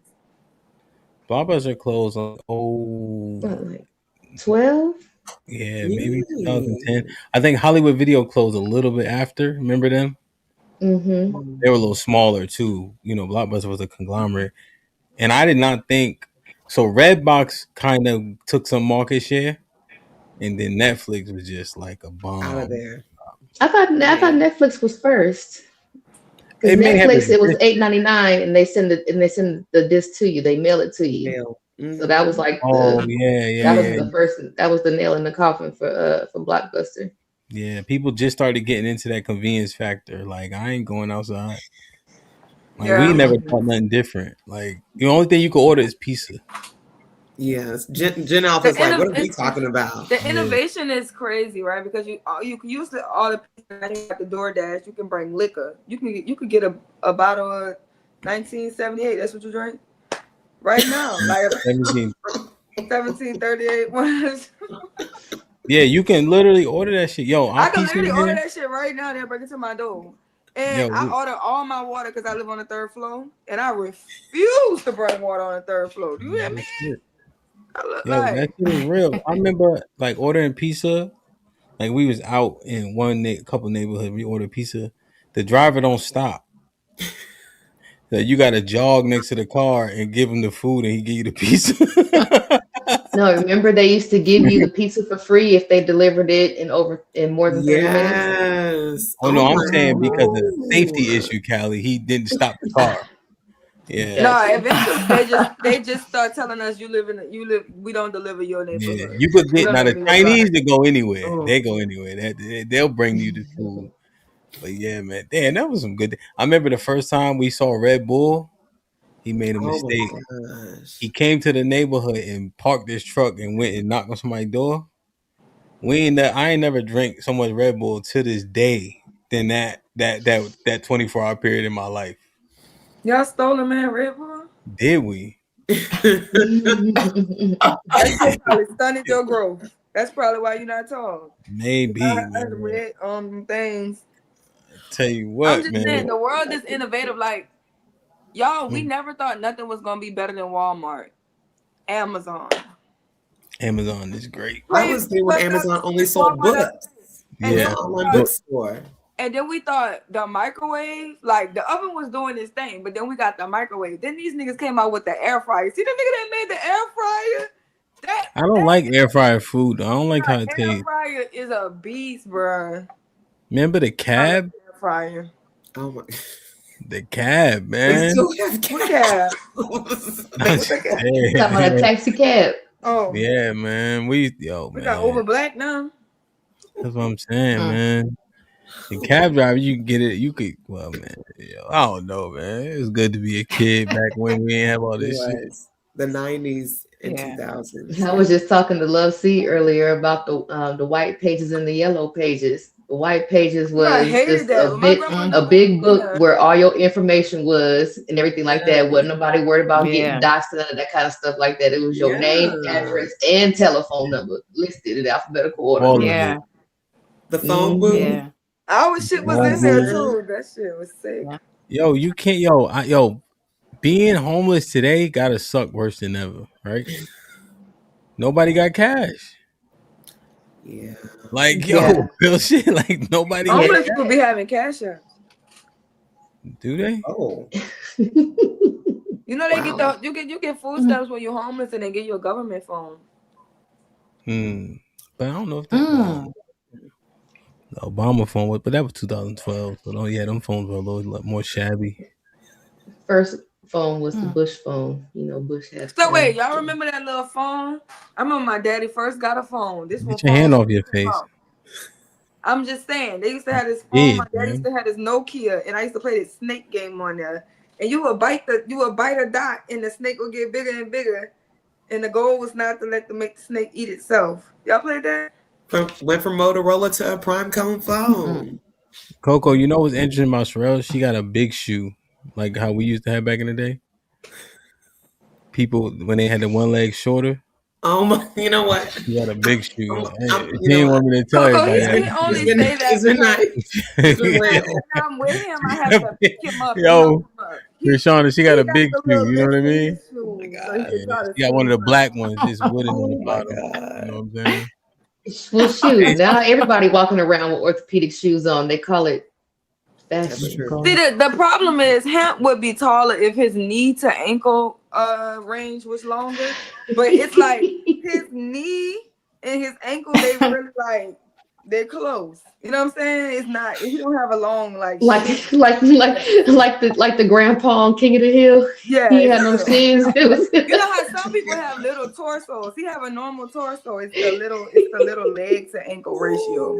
Hey man, aside from you being knock knee, pigeon toe, bow leg, slew foot, snaggle tooth, you all right with me, man. Woo! There you go. I love y'all. I appreciate y'all. Be safe and do the right thing, man. Like, share, subscribe. Tell a friend. We out.